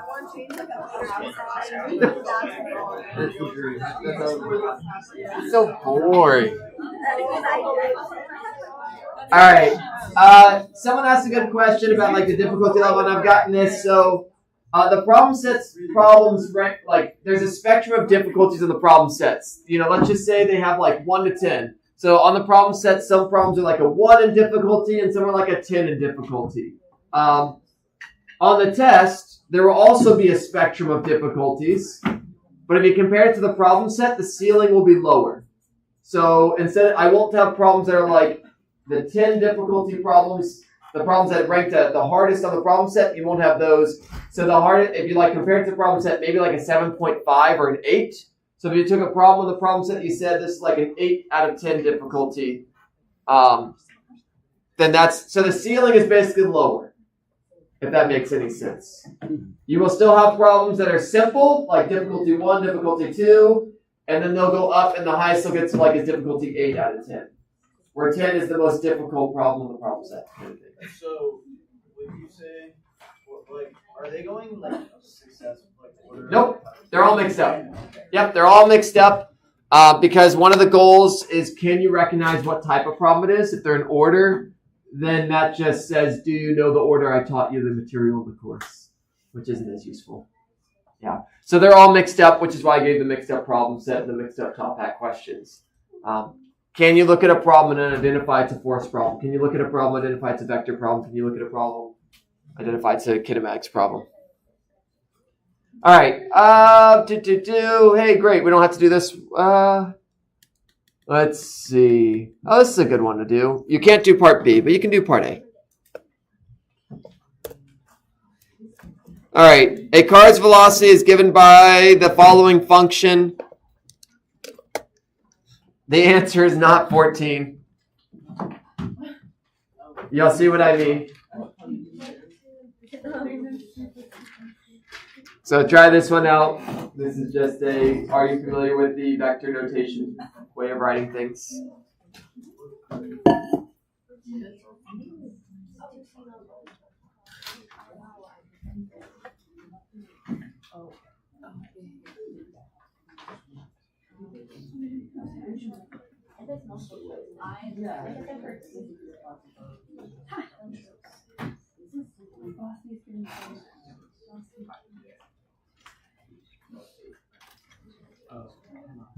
Is 14 just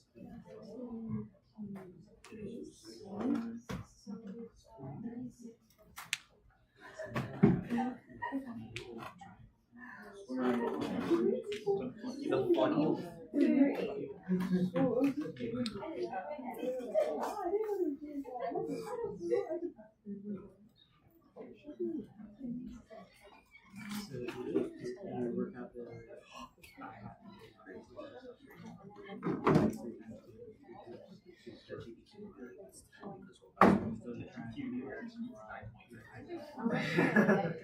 We use equations to solve this.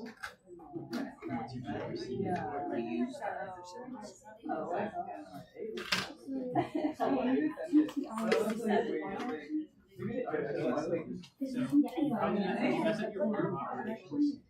If you didn't recognize it, it's like 1, 2, 2, just add it all up.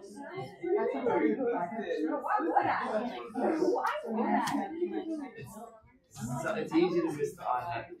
People just look past those and say,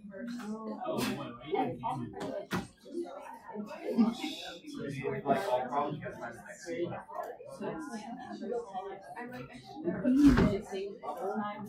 So this finishes time. At some time.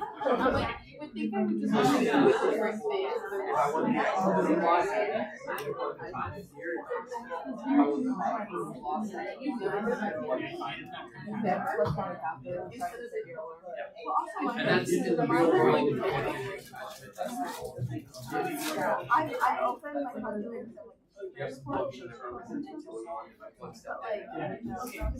It's really hard to actually make these though. Is the equation saying minus like that or? Oh, okay, I see. I have I do. Right. Because I used to have like specific Oh, things. yeah. Utility, which is my cost, and then my calculator how much. This is why you.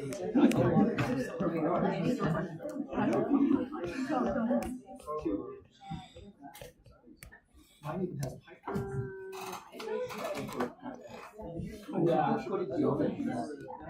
I can tell you. Yeah. Oh, now I got that.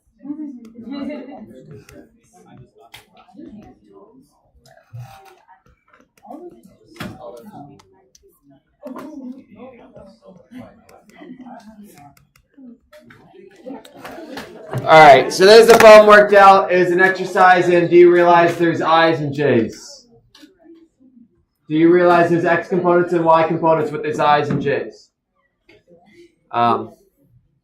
If there is, you cannot just add the X and Y components together. That's the rule. You got to do the whole square root thing. Like on the exam, if this was like a part of a multiple step problem, like Yeah. this like the first part, Yeah. we get points off if we didn't draw the picture. We just did it based off. Yeah, so the question was if this was, I guess, one of the free response problems, and I asked something like this, would you get points off if you didn't draw the picture? You wouldn't get points. So at the end of the day, if you get the right answer, and you show me some work, you get all the points. I will say, and I haven't specifically mentioned this, I think this is fairly obvious, which is why I haven't said it, but I'm going to make it explicit now. If you're doing a free response and you have a bunch of you either show no work or you show the wrong work and magically end up at the right answer, I'm not going to give you all the points for it because that probably means you did not get the right answer. Someone else did. So I do need to see some work on these problems as just for the free response, specifically the free response. I do need to see some work, and the reality is you all cannot, maybe 5% of my students could get the right answer without showing any work, and even that's probably, I have a very high chance of getting, not this one, but the free response problems, if you try to do them without showing work and you can get the right answer, that's very, very hard to do because it's so easy to put the wrong number somewhere. So that's the reason for that. So anyway, all that to say, if you show correct work and you have the right answer, you get all the points, like Dunzo. Now, if you don't get the right answer, that's when we look at your pieces. And the more information you give us, the more points we can give you, because the more you put down, that gives us more information about what you know and what you did correctly. And so the picture in this case is a piece of, and that's in steps.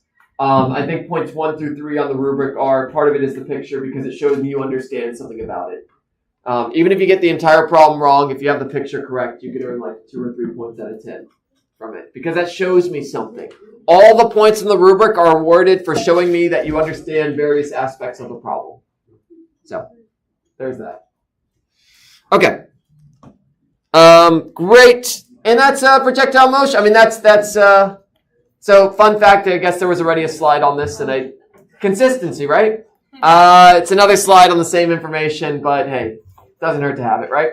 So that's kinematics, and that's vectors. And then the last thing we just need to do is forces. You do not need to have these laws memorized, but you should understand the consequences of these laws. So I'll give you all a couple problems in a second related to that, and I've already given you some before. First law, things keep doing what they're doing until a force acts on it, until an unbalanced force acts on it. Newton's second law, you get an acceleration when there's a net force. How do you get that acceleration? You divide the net force by the mass. So A equals F over M is the more interesting one. But F equals ma is often how it's the same equation, just rearranged. F equals ma, it's your bread and butter for solving every single force problem. And third law, for every force, there's an equal and opposite. That was the whole fly in the truck, and no one liked the answer. But remember, it's not about the force, it's about the acceleration. The fly experienced an acceleration that was 2 billion times larger than the truck, which kills the fly. The force caused the acceleration, and that's the one that's... The force is the same, but the acceleration is way different. So yeah, these are just the concepts for Newton's laws. And then again, there's a few random questions. This is one I asked something similar to this. There's a top back question. I have two objects. Object A has 7 times the mass as object B, and I push it with 3 times the force of object B. How does the accelerations compare? So the answer I want here is the acceleration of object A is how many times bigger or smaller than the acceleration of B? That's what I'm asking. 3 times bigger, 4 times bigger, so 3 times, like 1/3, whatever. It's one of these problems. You're going to start to see more of these as the semester goes on.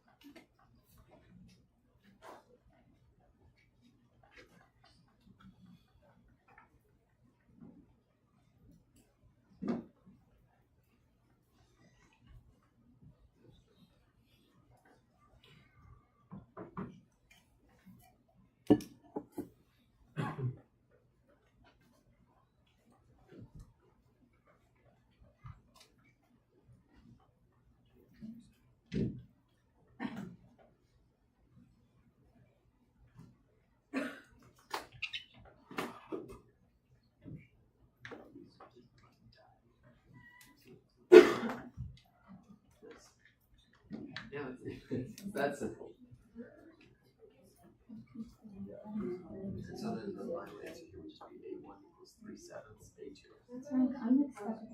Because F over A is the other acceleration. But, yeah, you can kind of see it there. Yeah, that's it. It'll be 3/7 because this F over M is the acceleration of B. No, you did perfect. Because at the end result we want AA equals a number times AB. This is AB. F over M, you can replace it with the variable AB.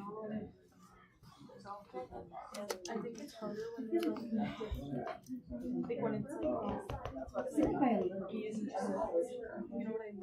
It's like right now it's like when it's like set up as an actual object B, but I push object B 3 times the force object B. So we just build our little relationships between them. And then we find the expression that relates these. It's F equals ma. But we're going to rearrange it. You should always rearrange it for the variable I'm asking about. So in this case, I say, how do the accelerations compare? I like to rearrange it earlier than later. So if we write the acceleration of A, it's the force of A over the mass of A. If we write the acceleration of B, it's the force of B over the mass of B. I want the acceleration in A, so I'm going to keep working with this one. So the acceleration of A, then I just swap things in. I swap this in where the mass is. I swap the force where the forces are. Did I mix it? Oh, thank you. Yeah. It should be. Correct. And I would get a final answer that wouldn't be any of the choices, because the good news is if you make a mistake this silly, like I just did, you're going to have one of the answers will not be that. I do not try to predict the silliest of mistakes. I try to predict the most common mistakes. So like if you had accidentally written these backwards or something, that could happen. So that's one you got to be careful of. Speaking of writing things backwards. Oh my goodness. It'll happen to you too. Now, we can think of the answer, so I could check this. If you're like, how do I prevent this from happening? How do I check my answers? We'll see that in just a second. So, we'll be able to get a final answer and think about whether it makes sense. So, we just put the 3/4 at the top, and then we put the 7 mass at the bottom. And the end result, FB over MB is the acceleration of B. That's why we wrote it over there. I need a new color. Blue. This is this. So this looks, I don't know if this looks complicated or not. The long and short of this is you just plug in how the numbers change.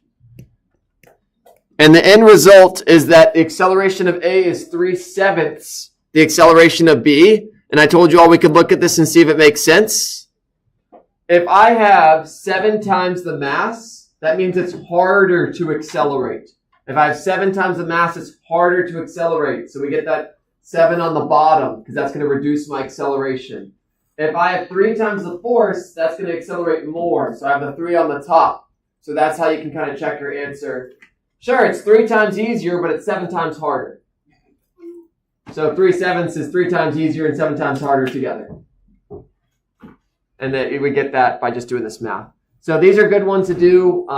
There's this example. There's one in the top hat thing. I think I asked one like this in the quiz. Like, we're going to continue to see this relation, these kind of things of, hey, here's an equation. If this changes, how does this get affected? If this changes, how does this get affected? What if multiple things change?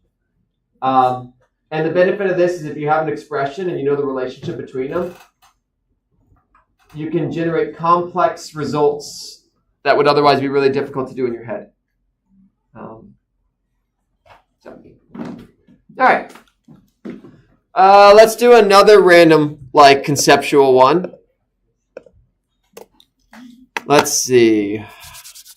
Which law do I want to look at?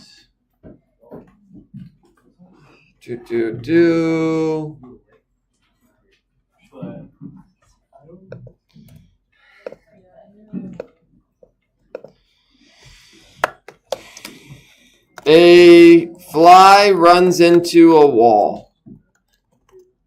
How does the force of the fly on the wall compare to the force of the wall on the fly? Which accelerates more? All right, so it's 2 questions there. How does the force of the fly on the wall compare to the force of the wall on the fly? I'll give you all 30 seconds to think of an answer.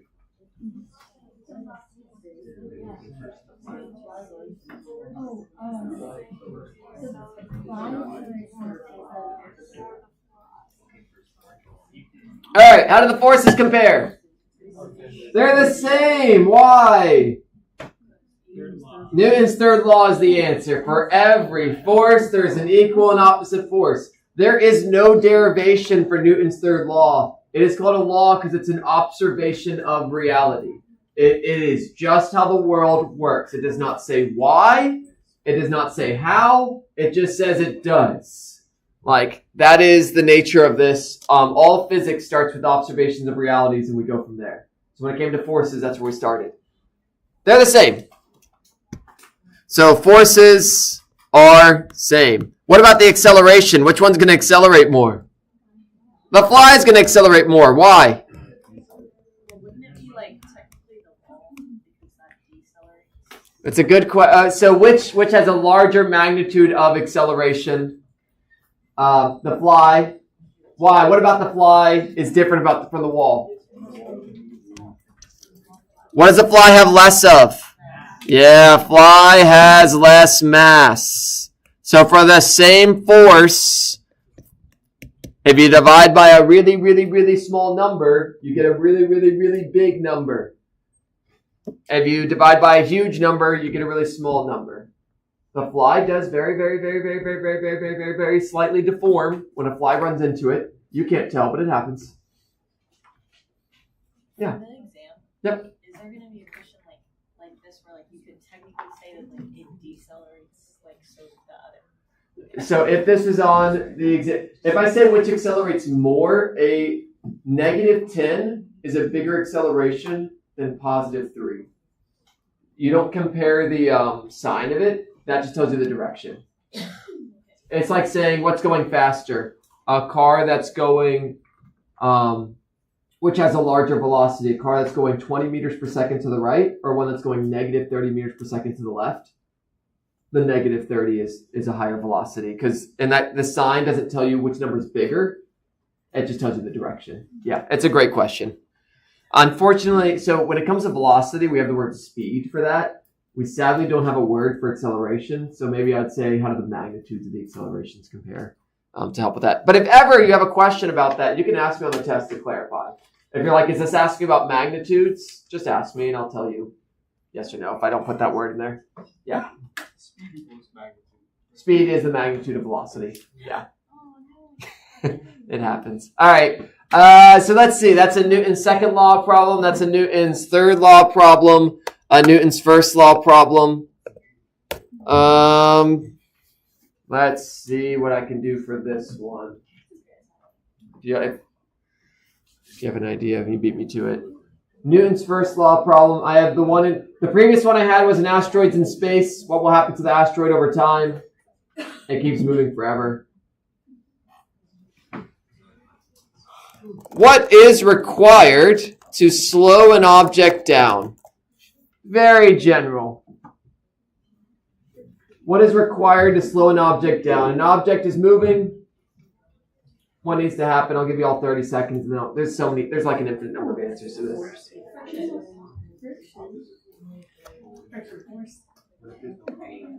All right. So I hear people saying various answers. I hear friction. Here's the thing with friction, though. What if I have a friction backwards and if I had an applied force forwards? Will this slow down? No. Why not? Because they balance each other out. Based on the size of these arrows, I specifically drew them the same size. They balance each other out.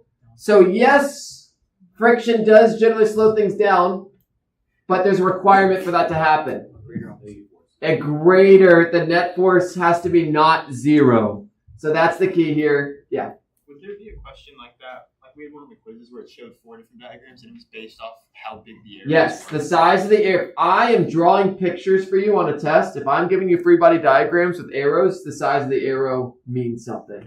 Yep. And when you all draw your pictures, I recommend trying to do the best you can with that as well, just to get in that mindset. The size of the arrow is how big that force is. Size matters. So this would be slowing down. Let me make it exaggerated. This would be slowing down. That's good. This would be slowing down. That's good.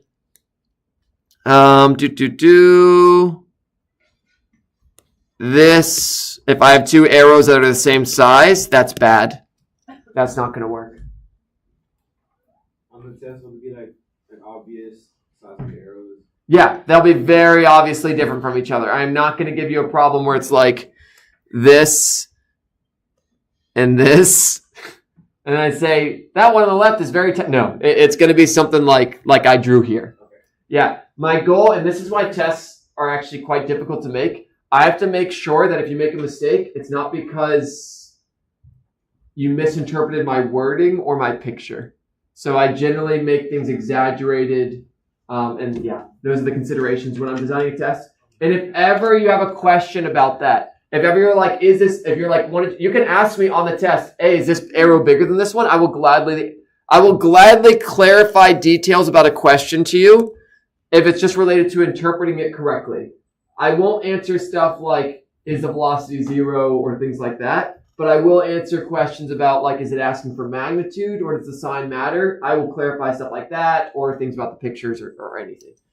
Worst case scenario, just ask me and then I'll tell you whether I can tell you or not. But generally, I'm happy to rephrase problems for you all as well and things like that. So friction force is always going to slow the acceleration of the force unless you're slowing something Friction force can be smaller or bigger. It all depends. Yeah, and to figure out whether friction force is bigger or smaller, you have to generally do the math. Or in this case, it's slowing down, so the friction force is going to be larger. If it was speeding up, the friction force is smaller than the whatever's pushing it forward. Okay, great. And then we actually got into doing maths with forces and draw a free body diagram. Sum of force in the x equals max. Sum of force in the y equals may. If it's not speeding up or slowing down, a equals 0. The beautiful thing with forces is once it clicks with you all, the steps are it's literally just 2 steps in every, like draw a free body diagram, sum of force in x equals max, sum of force in y equals may.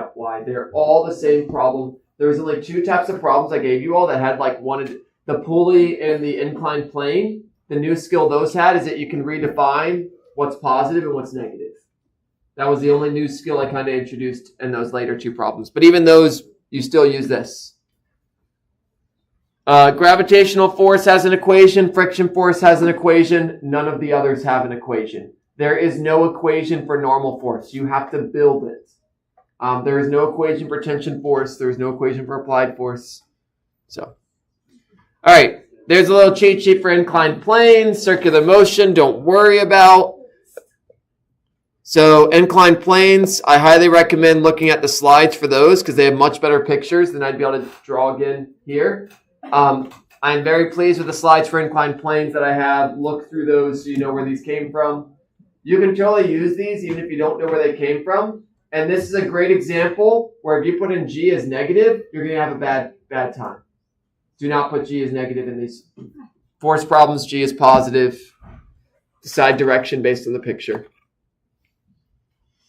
And yeah, these are good to learn where they came from, but you can put them on the note card or whatever, and that's fine.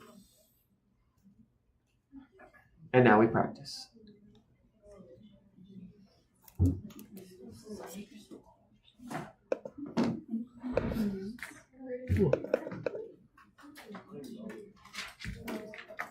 All right. Oh, don't worry about this one.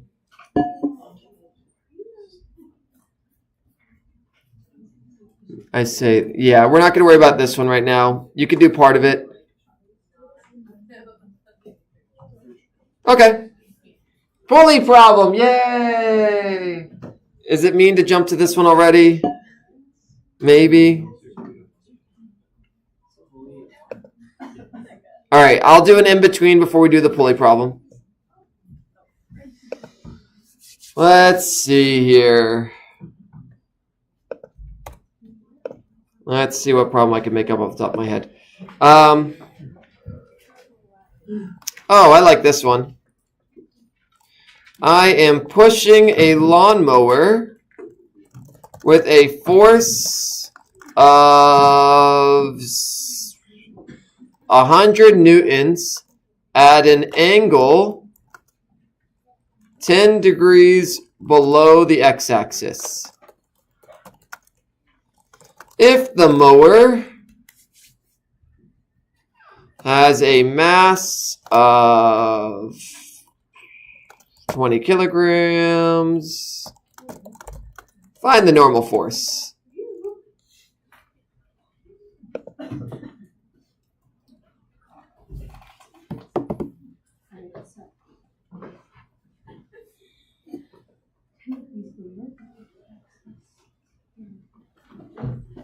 And I'll be walking around and I'll be looking for some free body diagrams.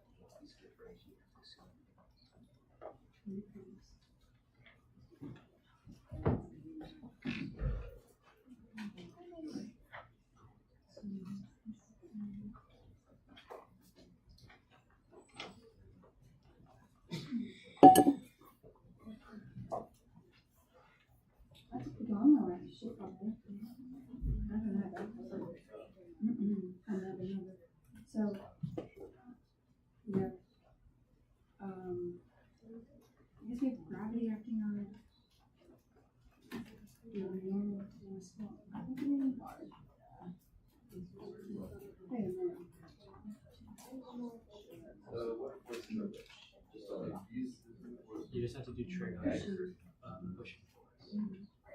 What is this free body diagram? Which way should my lawnmower be? Yeah, we want to draw that one on there. There you go. No, so there's no friction. Assume no frictions, but not that it actually matters. If you want there to be friction, put friction. It doesn't matter. What?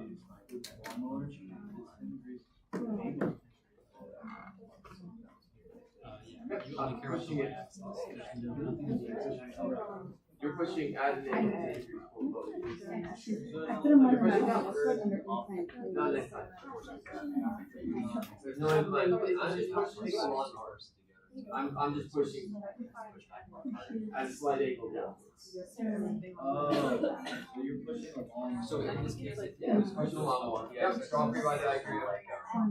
We can keep it in programs, right? You're doing maintenance, we keep it in programs. Yeah, great question. Newton, See, like in a different scenario, like, 20, 13. So that would be like no force less. Yes. 13.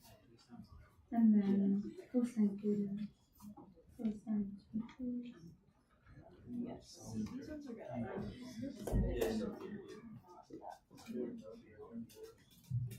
Yeah, no, that's good. It's gonna be a bigger number. Ta-da! Yeah. You did it. This is supposed to be flat. You are pushing it. Well, actually, that says below And that's the applied force.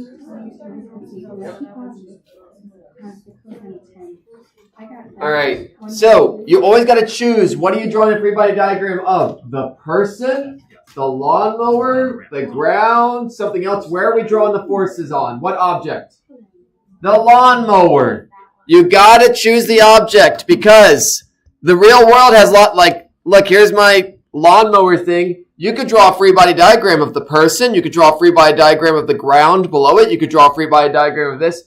It is something that it is a decision you have to make. Where am I drawing the free body diagram? You pick the object that is experiencing the force you want to find. Or you pick the object that has the acceleration you want to find. In this case, it's the lawnmower. So, great. That's what I'm going to draw a free body diagram of. What forces? What is pushing/pulling the lawnmower? You tell me. Gravity. Always gravity. Very healthy assumption that you're on Earth. Great. Anything else pushing the lawnmower? You. Which way am I pushing the lawnmower? Down and to the right. I am not pushing it directly to the right. There is an angle. So I am pushing it downwards with an angle of 10 degrees. With an applied force of 100 newtons. I label all of these before I calculate them to keep track of the variables. When you're making this, label them before putting numbers there. Anything else acting on the lawnmower? The normal force. If we left the picture as is, what should the lawnmower be doing? Going to the ground. It should be accelerating downwards, and it's not.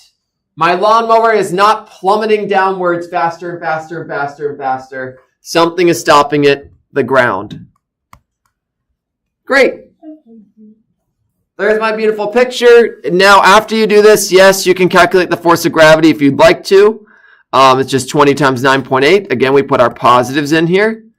And this will come out as 196, I think. I'm going to plug in the calculator.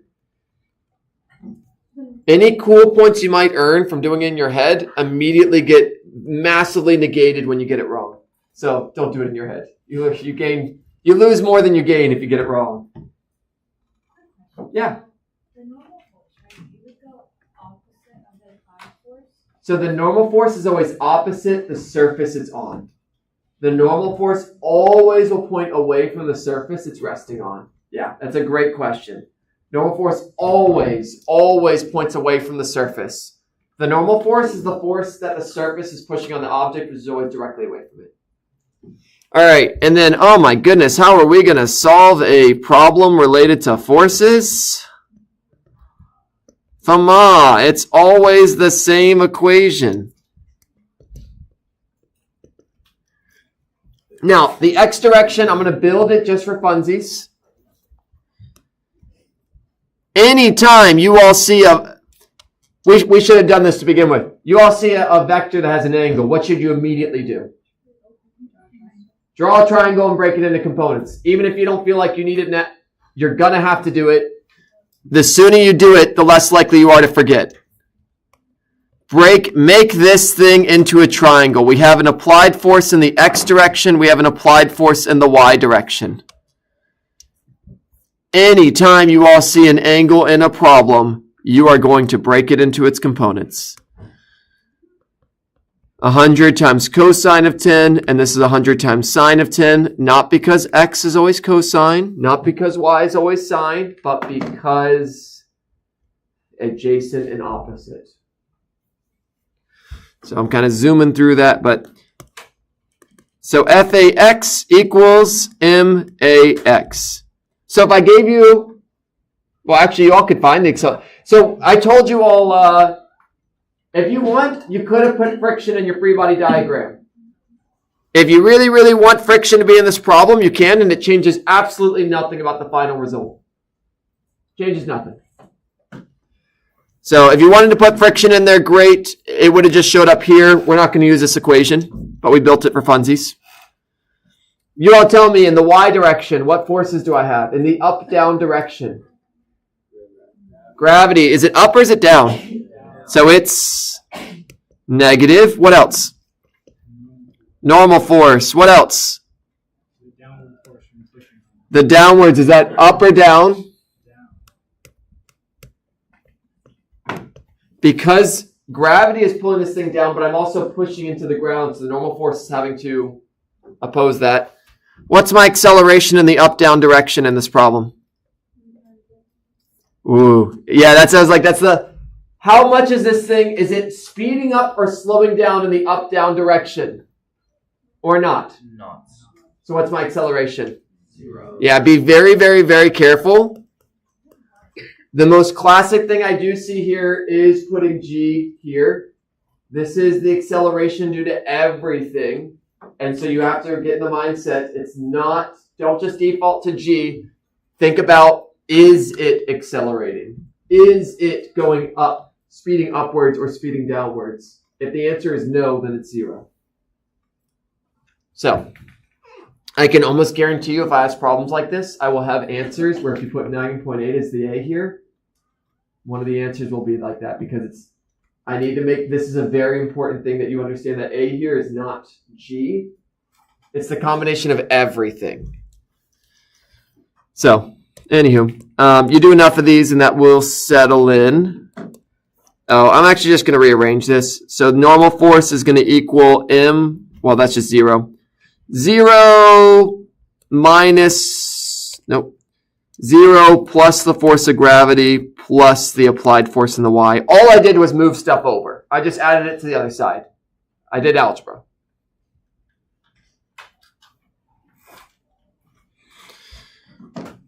Just to show you that there's one step I didn't write, but it's nothing fancy. I just moved everything over. So long story short, Fn equals 196 plus whatever 100 sine of 10 is.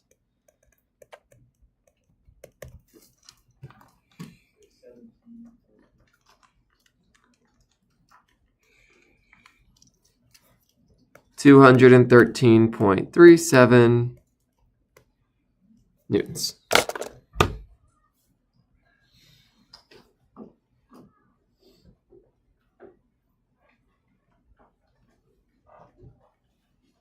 Yeah, all comes from free body diagram and Fermat.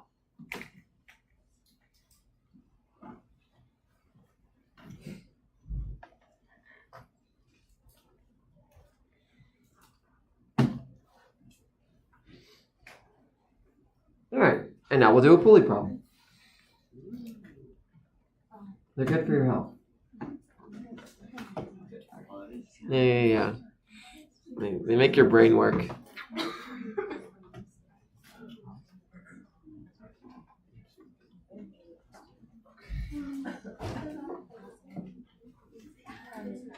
And we didn't touch the x direction.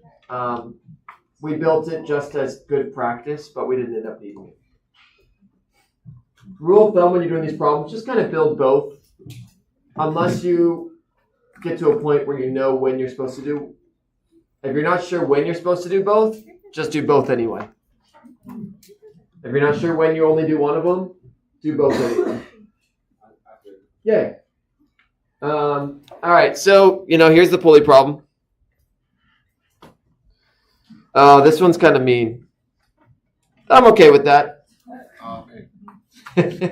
It's not the word. So this is a pulley problem on an inclined plane. I'm just going to do this free body diagram thing. A 10 kilogram mass hangs from a pulley straight down and is attached to a 1 kilogram mass on a 30-degree inclined plane. First step, I want you all to see if you can actually visualize this problem. So actually just try to draw the picture of what this looks like.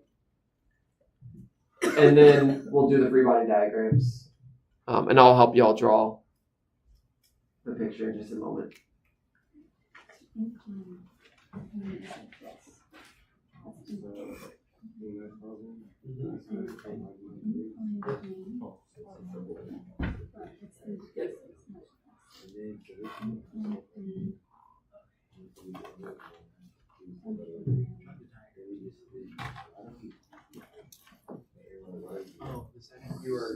This says add up all forces in the up and down. What arrows point up and down? So there's no force. We're going to add it to gravity. Gravity up and down. It's negative. Is there any other arrows pointing up or down? One. Yeah. Confirm. Yeah. Let's put the. Is it below the ramp or is it? It's hanging off it. Yeah. So, just to give you all a checkpoint of this one, it's this. I don't think I understand. No, I wasn't understanding actually.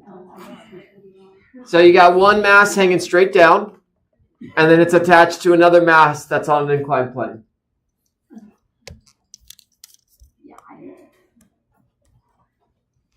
All right, draw a free body diagram for each object separately. This is just good practice on drawing free body diagrams and inclined planes. So does that make sense then? Yeah. So you're always building the equation. You're always summing up, looking at your pictures, which forces point up, down. You add all those together, down is negative, up is positive. And then you do the same thing for the x direction. Which one's left, right, add all those together. Yeah, every single force problem, that's what you're doing. Yeah, you build that. Yeah, and you're always building that. So the picture helps us to build that.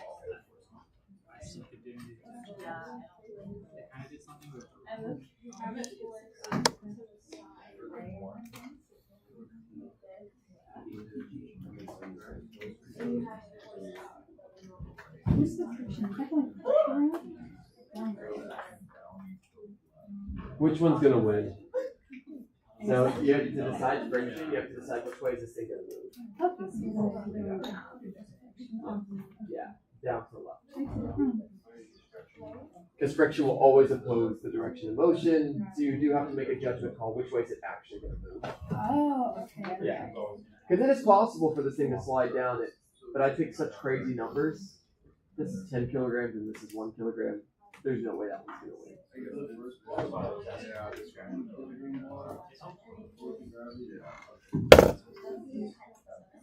Yeah.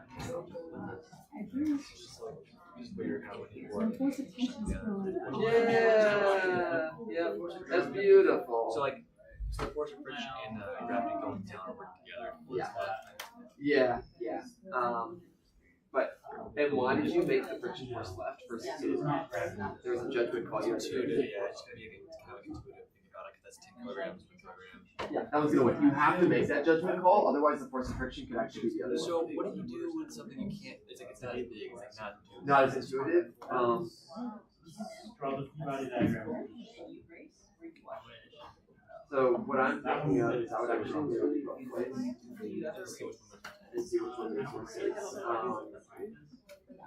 Or what I would do is I would solve it without friction entirely. So I would just remove friction from the equation, see which way it's going to move. So I'd actually do the math just with the force of gravity of this.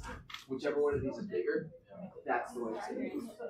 If there's no friction, that's the way it's going to move. And then you actually do get into the complex question. If friction's large enough, it might not move at all. That is possible. So you make a judgment call. If there was no friction, which way to move, then you do that. Then you actually find. And if you find that it should move to the right, but then when you do the friction, it's like moving to the left, that means it's not being built. Yeah, which is interesting. So I'm not going to do something like that because that requires a lot of. Yeah. All right, so one object at a time. Let's look at the one on the left. Let's call it object 1 because that's nice. Which forces are acting on? Sorry, object 1 is not going to be that one. Object 1 is going to be the one that has a 1 kilogram mass. This guy. That's object 2. Object 1, which way are the forces acting on it? Up and so one force at a time. Give me one error. Yeah, so what's up to the right? What force is pulling it up to the right? Tension. You got a force of tension here. What else? I heard someone else say something. Friction. Now you have to make a judgment call. You actually just straight up tell me which way do you think friction is going to be? Why? So tension is going to the right. How do we decide the direction of friction? If an object is moving, how do you decide which way friction is going to be? It goes against it. Against it. So then you have to ask yourself, which way is this going to move? Why is it going to move to the right? How can you make that judgment call? What are you looking at in this problem to make that judgment call?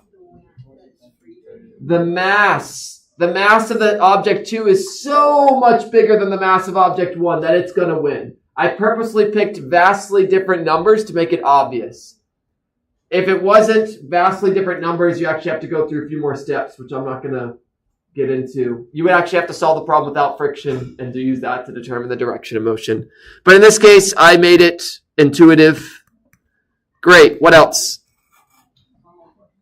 Which way is that going to be? Away from the surface. And then there's one more. Which way is gravity? Always point. Is there actually y? You will have to break this into its x and y components.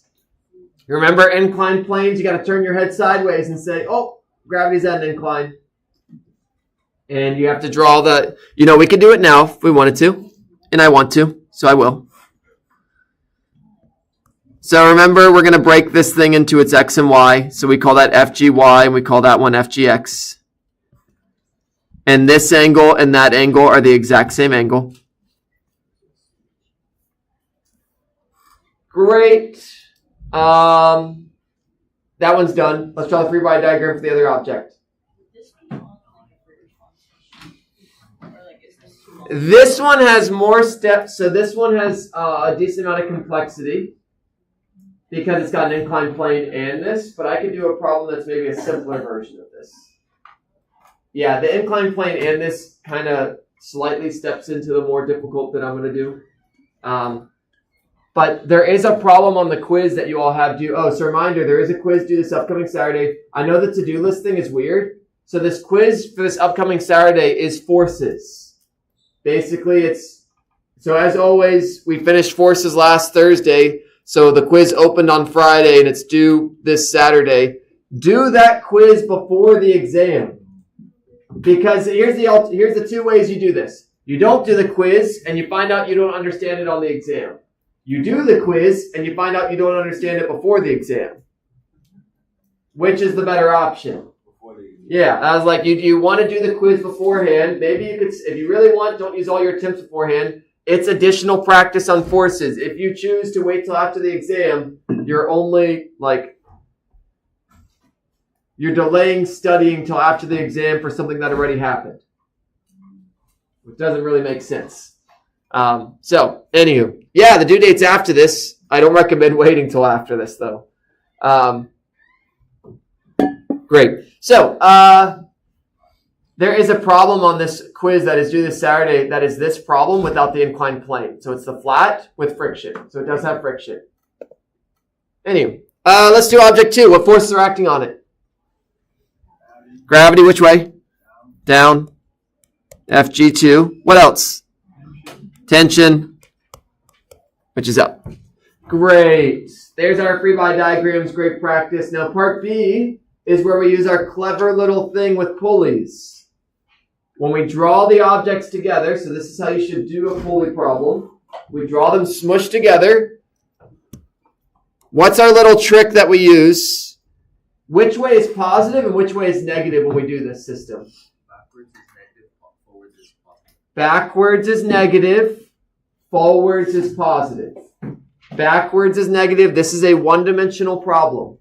Like, I say one, okay, technically two, but like it's only going to move in one direction. If you're not clear on that, just draw that path. Pretend like it's a roller coaster where it only has one path, and that path is that kind of purple line there. If you are moving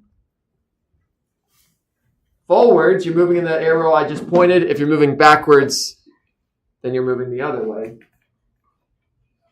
So I want you all to take these two objects, smush them together, and draw the same arrows, but with respect to forwards and backwards. The same forces are affecting these objects when they're smushed together. We're just reframing it as forwards is to the right is forwards, to the left is backwards. That's it. Yeah. Is there like a different way to like a different like mindset, I guess, like solving these other than stuck together like You can do them separately, but the challenge becomes for block 1, a positive acceleration is to the right. For block 2, it'll accelerate down and it'll be a negative acceleration. Right. So you have to realize that their accelerations are equal to each other, but negative. Which is, in my opinion, harder to remember. This, if we do the forwards and backwards, the accelerations don't have the same sign. The acceleration of block A, if it's 5 meters per second squared, block 2 is also 5 meters per second squared. Whereas the alternative would be block A would be positive 5 meters per second squared, and block 2 would be negative 5 meters per second squared. well like when you go to apply that, like it would be negative. Like when you like go to say like speed of Unless you still stay in the forwards and backwards. Yeah. Positive and negative is all, we didn't get to choose that. It's just convention that to the right is positive and that's negative. But you can choose any direction you want as positive and negative. I can choose that's positive and that's negative. Yeah. So would this be accurate? Yeah. For block 2, would I literally just draw it like that? I just like Mhm. I have to draw it. No, that's fine. Okay. That one will have attention to that way, and then that will have attention that way, and they cancel each other, and we just don't even bother with them. Yep, yeah. Okay. So the tension one's That actually looks cancel. okay. Like that looks great. Yeah. There's one more force you're missing though. Yeah. There's something else pulling this block to the left. Do you see any other arrows pointed backward? To the left. Oh, yeah. Yeah, the X component of gravity. All right, so y'all tell me which arrows point forwards, which arrows point this way. Force of gravity. Due to object 1 or object 2? 2. Force of gravity, object 2 pulls it forwards. Great.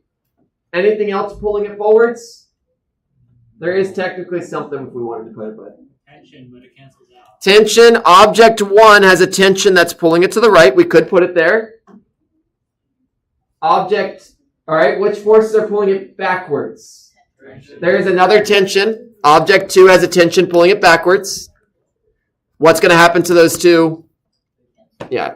The whole point of putting them together is that we don't need to deal with the rope. So we're just going to pretend like those are this. What other arrows point backwards? Friction is one of them.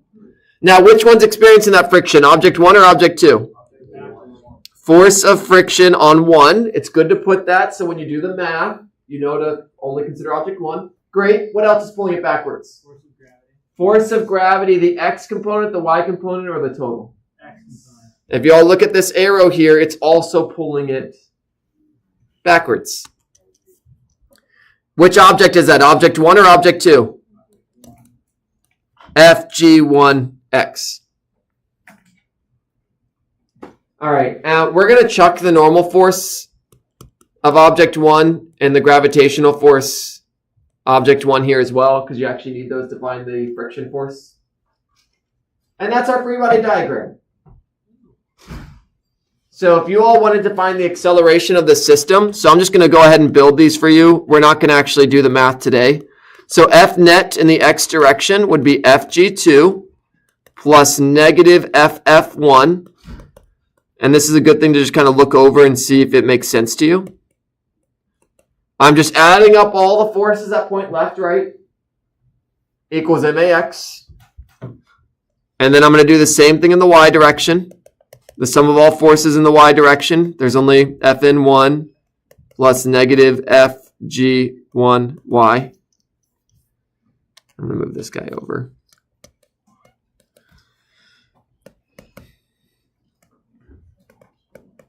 That one's 0. Because it's not flying off the inclined plane or anything like that. So, yeah, and that's and you go from here to solve this problem. You would find the normal force by finding the force of gravity on 1y, and then you'd use that to find the friction force, and you'd plug in things, and it'd be beautiful. Oh, one thing I do want to point out here. This mass here is not the mass of object 1 or the mass of object 2. It's them together. Because they're together. Yeah, this problem is the reason I gave you this problem is it uses literally everything I've taught you about forces. It has every single force in it except for an applied force. It has inclined planes. It has pulleys. So like this problem just has everything. So if you can do this problem, by extension, that means you should understand everything. That's the reason this is. You're like, why is he giving us such a terrible problem? That's why. Anything complex in this world is just a bunch of simple things together. A thing that's complex just has more things, more simple things together. If you can just realize what those simple pieces that make it up, then you can understand it. Your car, if you open the hood, looks incredibly complicated. But if you just look at individual pieces, you can break down what this does, what this does, what this does. Even the human body, that's all you all are doing in your all's medical classes. The human body is incredibly complicated. How do you understand it? You break it into its components. What does the eyeball do? What are the pieces of the eyeball? What is that piece of the eyeball? Like, you break it into simple things, and by understanding all the simple things, you can then make a complex thing. Yeah. So, complexity is just a bunch of simple things strung together. All right, that's basic. I mean, look, that's the most complex force problem I could possibly think of. I mean, I can think of worse, but this is the most that I could give you all. So this would be like a difficulty 10, which I told you all in the exam. I'm not going to go that far.